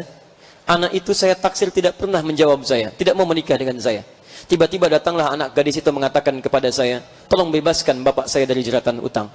Saya katakan, kalau kamu mau saya gauli malam ini, saya bebaskan dari semua hutang-hutang yang melilit bapakmu. Anak itu saking patuhnya pada bapaknya, dia menangis, yang penting hutang bapak saya lunas. Maka ketika tiba malam itu dan saya akan menggaulinya, dia katakan kepada saya, ittaqillah, bertakwalah kepada saya, kepada Allah. Bertakwalah kepada Allah. Maka kalimat yang mengalir di lisannya menggetarkan jiwa saya, menjadikan saya ketakutan luar biasa. Saya meninggalkannya dan saya bertobat di hadapanmu ya Rabb. Dari situlah saya tinggalkan maksiat. Maka mohon ya Rabb, jika karena niat saya meninggalkan maksiat dan mencoba memperbaiki diri, meningkatkan takwa kepadamu, engkau nilai sebagai ibadah terbaik, mohon bebaskan kami dari kungkungan batu ini. Tiba-tiba didorong, menggelindinglah batu itu. Dan keluarlah ketiganya. Wasilah, menggunakan amal saleh. Nah, jadi kalau kita beramal saleh, insya Allah Bu Pak, amal saleh itu yang bisa menghadirkan kenikmatan dalam ibadah kita, sekaligus jadi solusi dalam masalah kita. Jadi kalau Bapak Ibu punya masalah, sering beramal saleh, itu masalah akan diringankan oleh Allah. Tingkatkan takwa, masalah hilang. Bukan berarti nggak punya masalah, masalah jadi ringan. Maaf Bu ya, Pak, Ibu punya masalah, Ustadz juga punya masalah. Bukan berarti Ustadz nggak punya masalah. Kadang-kadang masalah Ustadz lebih banyak daripada masalah antum. Nih, masalah antum pun dipikirin juga. Luar biasa. Tapi beban diringankan. Bukan karena persoalan jadi Ustadz, bukan. Anda tingkatkan takwa, masalah luntur. Quran surah 65 ayat 2 sampai 3. Lihat jaminannya, ujung ayat kedua, awal ayat ketiga. Wa may yattaqillaha yaj'al lahu makhraja. Siapa yang mau meningkatkan takwanya kepada Allah, kami berikan solusi dari setiap persoalan yang menderanya. Tingkatkan takwa, masalah hilang. Jadi kalau Anda sekolah tinggi-tinggi, S1, S2, S3, gelar banyak, harta melimpah ruah, maaf, rumah luas, kendaraan banyak, tapi masalah nggak pernah tuntas. Mungkin masalahnya bukan kurang pintar, Bu. Bukan kurang kaya, Pak. Anda kurang takwa. Mungkin kurang takwa. Mau sampai kapan lagi? Anda boleh jadi champion di perusahaan, tapi di rumah tangga masalah kecil, orang lain selesai dengan senyuman, Anda puluhan tahun nggak tuntas-tuntas. Kenapa? Mungkin masalah takwa. Jelas ya? Supaya yang lain kebagian ya. Contoh, saya baru berhijrah, tetapi saya punya tato di tubuh saya. Apakah ibadah saya belum sah meskipun saya sudah bertobat? Tobat itu dibagi dua. Ada tobat yang cukup dengan itikat kalimat istighfar menjanji meninggalkan. Ada tobat yang menyisakan bekas. Bekas yang terkait dengan manusia, bekas hubungan dengan tubuh yang harus dihilangkan terkait hubungan dengan Allah. Dengan manusia, utang piutang. Ya, misalnya hubungan yang buruk, pernah mencela, belum minta maaf, macam-macam itu terikat dengan pemaafannya. Jika tidak dikerjakan, maka setiap pahala akan dipindahkan. Ibu hati-hati, Bu ya. Misal, ini ta'lim nih. Bapak Ibu ikut ta'lim, tiba-tiba membicarakan orang lain yang tidak ikut ta'lim. Itu pahala ta'lim ibu pindah kepada orang itu. Begitu keluar dari sini, lihat tuh. Iya, pakai kerudung, gak ikut ta'lim. Belum dapat hidayah kali ya? Iya. Terus kenapa jeng? Itu tuh dia. Iya, gak nyangka ya? Nyangka tuh. Dapat dosa, seketika pahala pindah. Dalilnya hadis Muslim, hadis 5611. Tu'khadhu hadza min hasanatihi wa hadza min hasanati. Diambil setiap pahalanya, diberikan kepada orang yang dizaliminya. Fa in faniyat hasanatuhu, kalau nggak punya modal lagi, maka diambil dosa-dosa dari sini yang dizalimi dipindahkan kepada orang itu. Fatuliha finnar, dilemparkan ke neraka. Hati-hati. Hati-hati ya. Nah, sekarang kaitannya teman-teman sekalian, fokus baik-baik. Sekarang ada persoalan yang kedua terkait dengan melekat pada tubuh seperti tato. Bagaimana hukumnya? Maka hukumnya itu berusaha untuk dihilangkan dulu. Terlebih yang permanen. Karena permanen itu sebagiannya menghambat pori-pori. Bisa digunakan untuk wudhu dan sebagainya, misal di tangan dan sebagainya. Jika memang dengan ikhtiar itu sulit dihilangkan, maka ma'fu anhu, termaafkan dia, dengan tobatnya ada penerimaan di sisi Allah Subhanahu wa taala dan sah digunakan sebagai ibadah sepanjang dia telah berusaha untuk menghilangkannya. Jelas ya? Baik, ikhtiar itu bisa mempermudah, Bu. Mahal atau murah itu ukuran kita. Kita tingkatkan takwa, Allah berikan jalan keluar. Perhatikan, Anda bicara mahal kaitan dengan rizki. Teruskan ayatnya. Wa may yattaqillaha, Quran surah 65 ayat 2 sampai 3. Wa may yattaqillaha yaj'al lahu makhraja wa yarzuqhu min haitsu la yahtasib. Siapa yang mau meningkatkan takwa kepada Allah, rizki Allah turunkan, kirimkan. Anda pikirnya sih mencari, tidak berpikir Allah memberi. Kalau kita berpikir mencari, kesusahan yang didapatkan. Kalau kita tingkatkan takwa, Allah yang berikan. Saya berikan teori rizki ya. Gak apa-apa, saya hapus dulu. Misal, agak cepat. Rizki adanya di mana? Begini ya. Kita bikin perjanjian. Kalau tidak tahu, katakan wallahu a'lam. Itu paling gampang. Ya. Jangan mengarang, karena mengarang cuma di pelajaran bahasa Indonesia. Dan waktu kita sudah mau habis, antum mengarang, habis waktu. Di mana adanya rizki? Alhamdulillah. Tanyakan pada Allah, di mana ya Allah rizki? Allahu alam, kata Allah di Quran surah 51 ayat 22. Baik. Wa fis samai rizqukum wa ma tu'adun. Dan di langit rizki kalian telah ditetapkan. Di langit rizki telah ditetapkan. Di semua kita dijanjikan mendapat rizki. Sudah. Porsi masing-masing sesuai dengan kebutuhan hidup. Maaf, dan tidak akan tertukar. Wa ma tu'adun, dan dijanjikan akan diberikan. Gak akan tertukar. Jadi teman-teman, afwan ya, maaf dan pemirsa dimanapun Anda berada, antum tidak ada kerjaan ngambil rizki orang lain. Karena rizki antum pun sudah cukup. Karena itu, lihat sini. Kalau air ini luber, air luber nih, ya, bermanfaat tidak? Tidak. Semakin banyak yang tumpah akan dikembalikan ke bejananya. Jadi kalau Anda mencoba mengambil rizki punya orang lain, maka Anda cuma melelahkan diri sendiri, karena yang Anda ambil akan dikembalikan kepada pemiliknya. Kalau bukan di dunia, di akhirat dikembalikan. Tapi bukan dalam bentuk uang atau semisalnya, dalam bentuk amal soleh antum diambil. Pindahkan. Ini cuma capek-capek, nggak ada kerjaan, nggak ada kerjaan. Jadi rezeki ada yang di mana? Di langit, dijanjikan akan diberikan. Setiap kita ada. Sekarang, maaf, kita tinggal di mana? Di bumi. Rizkinya di langit, kitanya di bumi. Bagaimana ya Allah?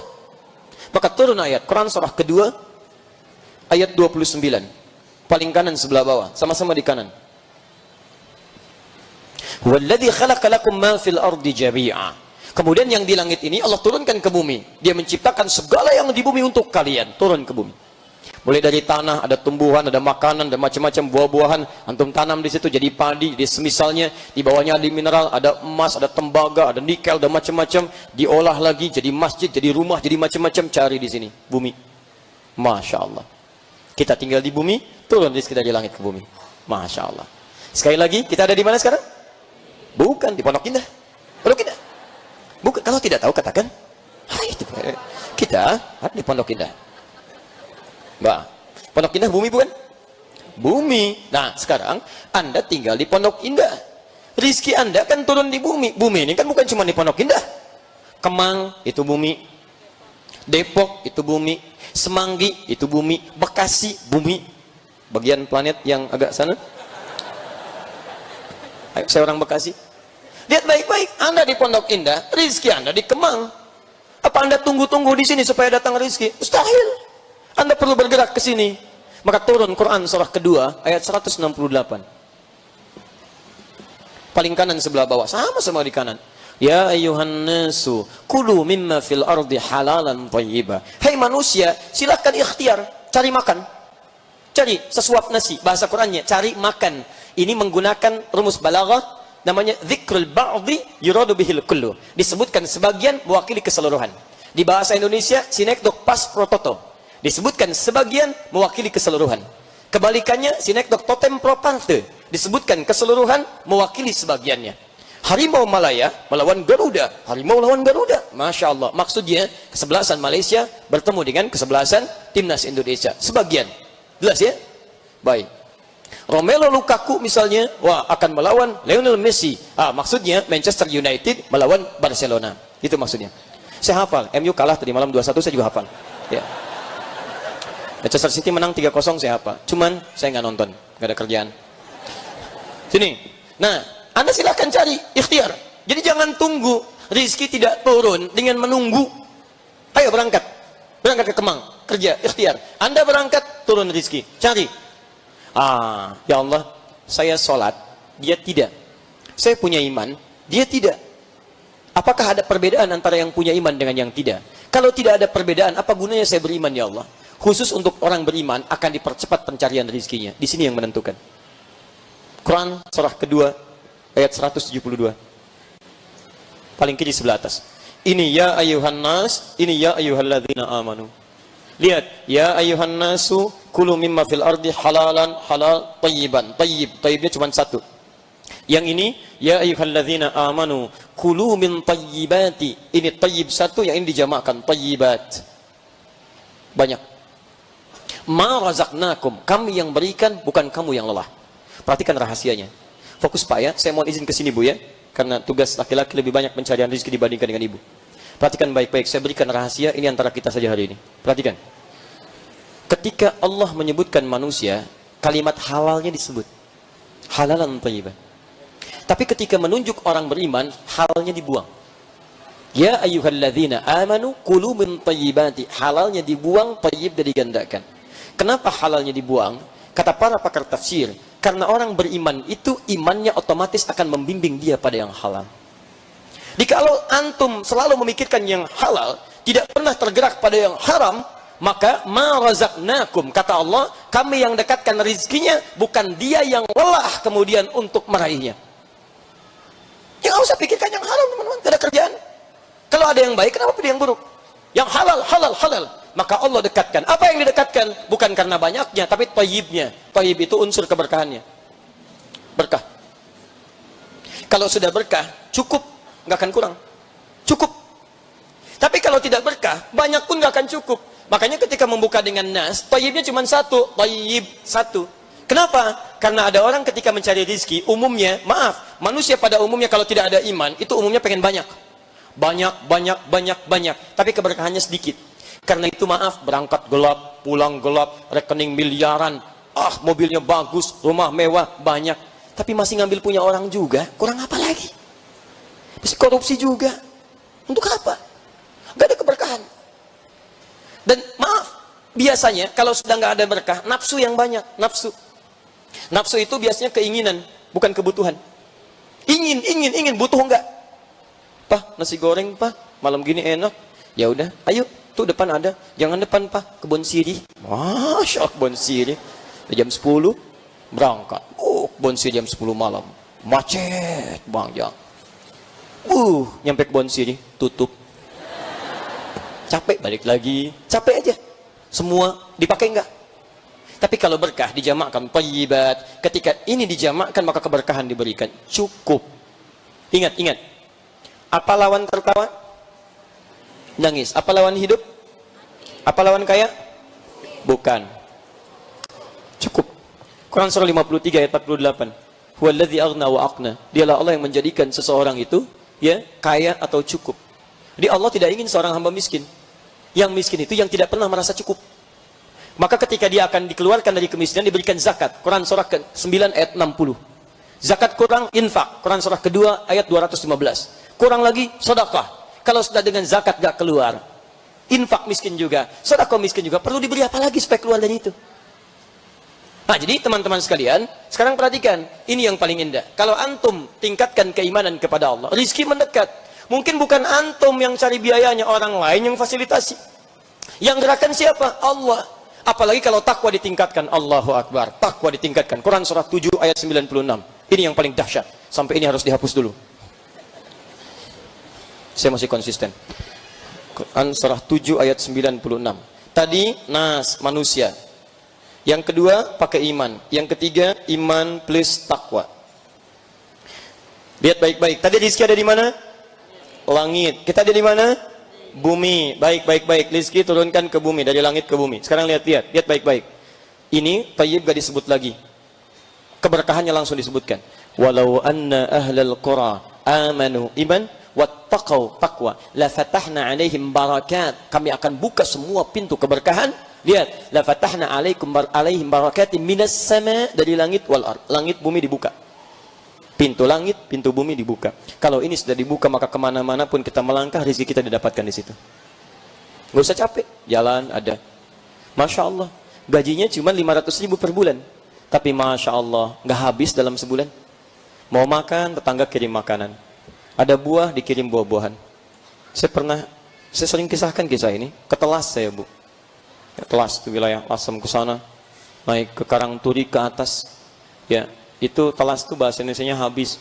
Jadi di Google udah nggak ketemu, habis. Anak saya ingin merawat kambing, terus kita belikan kambing lah. Sekitaran itu kita cari perawat yang baik, Masya Allah. Saya sering ulang kalimat ini, kisahnya luar biasa. Begitu saya temukan perawatnya, kehidupannya luar biasa. Mungkin boleh jadi kehidupan per bulannya cuma 100.000. Tapi saya tidak melihat ronak keluhan di wajahnya.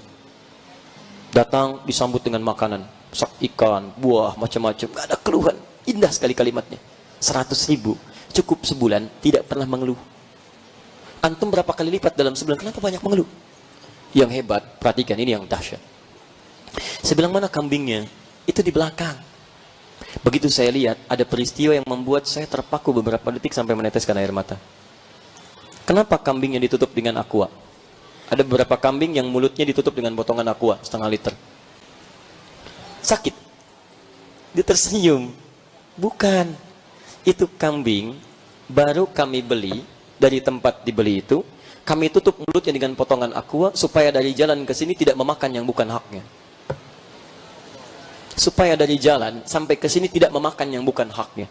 Kadang-kadang kambing ditarik kalau di daerah, ngambil rumput, ngambil tanaman, orang takut, ditutup Pak pakai mulut aqua. Ditutup mulutnya pakai potongan aqua. Anda bayangkan betapa Allah menyayangi pribadi seperti itu. Sampai 100.000 pun gak habis dalam sebulan. Berkah hidupnya. Padahal ikut taklimnya tidak serajin antum. Luar biasa. Jangankan lisannya, mulut kambingnya ditutup. Ya. Antum baru hadir, tempatnya enak, nyaman, luas, nikmat segalanya. Masya Allah. Masih mengeluh juga. Bikin status lagi. Pondok Indah, panas. Solusinya apa? Nyumbang kipas, nyumbang AC dan sebagainya. Baru selesai. Ya cuma mengeluh tidak menyelesaikan persoalan. Kalau ada satu ayat di Quran tentang keluhan, saya orang pertama kali yang akan mengeluh dalam kehidupan. Rizki itu sederhana, Anda tingkatkan takwa, datang rizki, mudah. Jangan bicara sulit dulu, sulit itu karena Anda tidak berusaha meningkatkan takwa. Takwa datang, tiba-tiba muncul fasilitas. Seorang anak kecil namanya Naura dari Lampung menulis surat kepada kami untuk Ustadz Adi. Ustadz Adi, saya Naura, kelas 4 SD, saya baru hafal Al-Quran 4 juz. Ustadz Adi, mohon doakan saya Ustadz. Saya ingin jadi penghafal Quran, saya ingin jadi hafid, saya ingin berikan mahkota di kepala orang tua saya. Mohon doakan supaya saya bisa umrah keluarga Ustadz, haji ke Baitullah dengan Ustadz. Masya Allah, saya menangis ketika baca surat itu. Ketika saya bermohon kepada Allah. Begitu kemudian kami simpan, kami rencanakan insya Allah kita berangkat. Tiba-tiba apa yang terjadi? Kamis kemarin, hari Rabunya saya dapat berita. Ustadz, Naura akan berangkat dengan keluarganya. Allahu Akbar. Masya Allah, difasilitasi ternyata keduluan saya oleh Syekh Ali Jabir. Saya SMS beliau, Insya-Allah, barakallahu fikum. Saya bilang, Allah jama'akum yazid lakum minal khair. Allah tambahkan pahala kebaikan antum, Masya Allah. Dan beliau doakan juga, kita saling mendoakan. Ya, sinergi teman-teman, ya, para ustadz itu sinergi, kebaikan, saling doakan. Antum jangan saling mencela, nggak ada kerjaan. Ya, kalau saya ada kekurangan, tinggalkan. Cari di ustadz lain. Dan jangan saling mencela. Mencela itu tidak menyelesaikan masalah. Kalau ada kebaikan, ambil. Keburukan, tinggalkan. Sudah. Itu yang terbaik. Antum tahu apa yang terjadi? Seorang anak yang berikhtiar berdoa kepada Allah hanya dengan guratan tangannya, Masya Allah, mengetuk pintu arsy, digerakkan. Naura yang menulis surat, keluarganya yang umrah. Apa yang kurang? Musa yang hafal Quran, bapaknya yang diundang sampai haji, ibunya macam-macam dan sebagainya. Jadi kalau Anda tingkatkan takwa kepada Allah di keluarga, kepada yang lainnya akan menular semuanya. Kalau Anda inginkan anak baik, orang tua mesti baik. Suami ingin istri salihah, jangan banyak dituntut, Pak, fasilitasi. Berikan perangkat membuat istri Anda salihah. Istri ingin suaminya saleh, jangan banyak dituntut, berikan perangkat supaya jadi saleh. Fasilitas rubah di rumah mendekatkan Anda kepada Allah. Cari yang baik-baik. Dan sadari bahwa Anda manusia. Kalau masih sadar kita manusia, tidak akan sibuk mencari kekurangan. Teman-teman, kita bukan malaikat yang tidak kenal salah. Quran surah 66 ayat ke-6.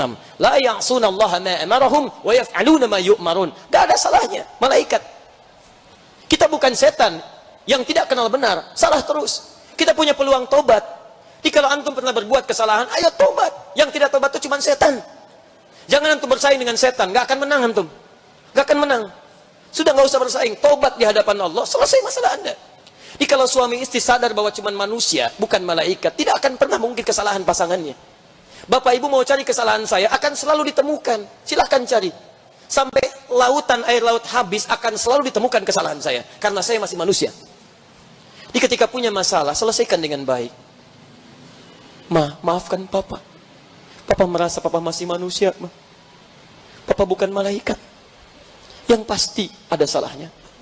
Mama juga bukan setan. Masya Allah. Cari masalah. Sudahlah ya. Begitu kira-kira ya. Jadi pada Bang Tato dan sekitarnya, ayo bismillah. Udah, mau sampai kapan lagi? Ya, jangan bersaing dengan yang dulu-dulu. Allah sudah berikan hidayah. Kalau Allah sudah sayangi, jangan tinggalkan cintanya. Anda kurang, ayo saya punya, saya berikan. Bismillah, datang. Siapa yang punya tato? Bismillah, kalau mau berhijrah, ayo hijrah. Hijrah itu lebih baik, bukan mengganti sesuatu dengan simbolik, bukan. Atau dengan kalimat. Hijrah itu lebih baik dalam pandangan Allah. Berpakaian, boleh. Syar'i boleh, tapi perilakunya mesti syar'i. Jangan berpakaian syar'i, tapi lisannya nggak syar'i. Tangannya nggak syar'i. Sekarang serba syariah, alhamdulillah. Bank-bank syariah, koperasi-koperasi syariah, jilbab-jilbab syariah, alhamdulillah. Tapi tidak semua kata syariah dilekatkan kepada kalimat-kalimat. Besok saya mau main tenis syariah, Masya Allah. Bagaimana itu? Sebabnya pakai bismillah. Cemes masuk, alhamdulillah. Kena cemes, astagfirullah. Tidak bisa lah, biasa aja gitu kan.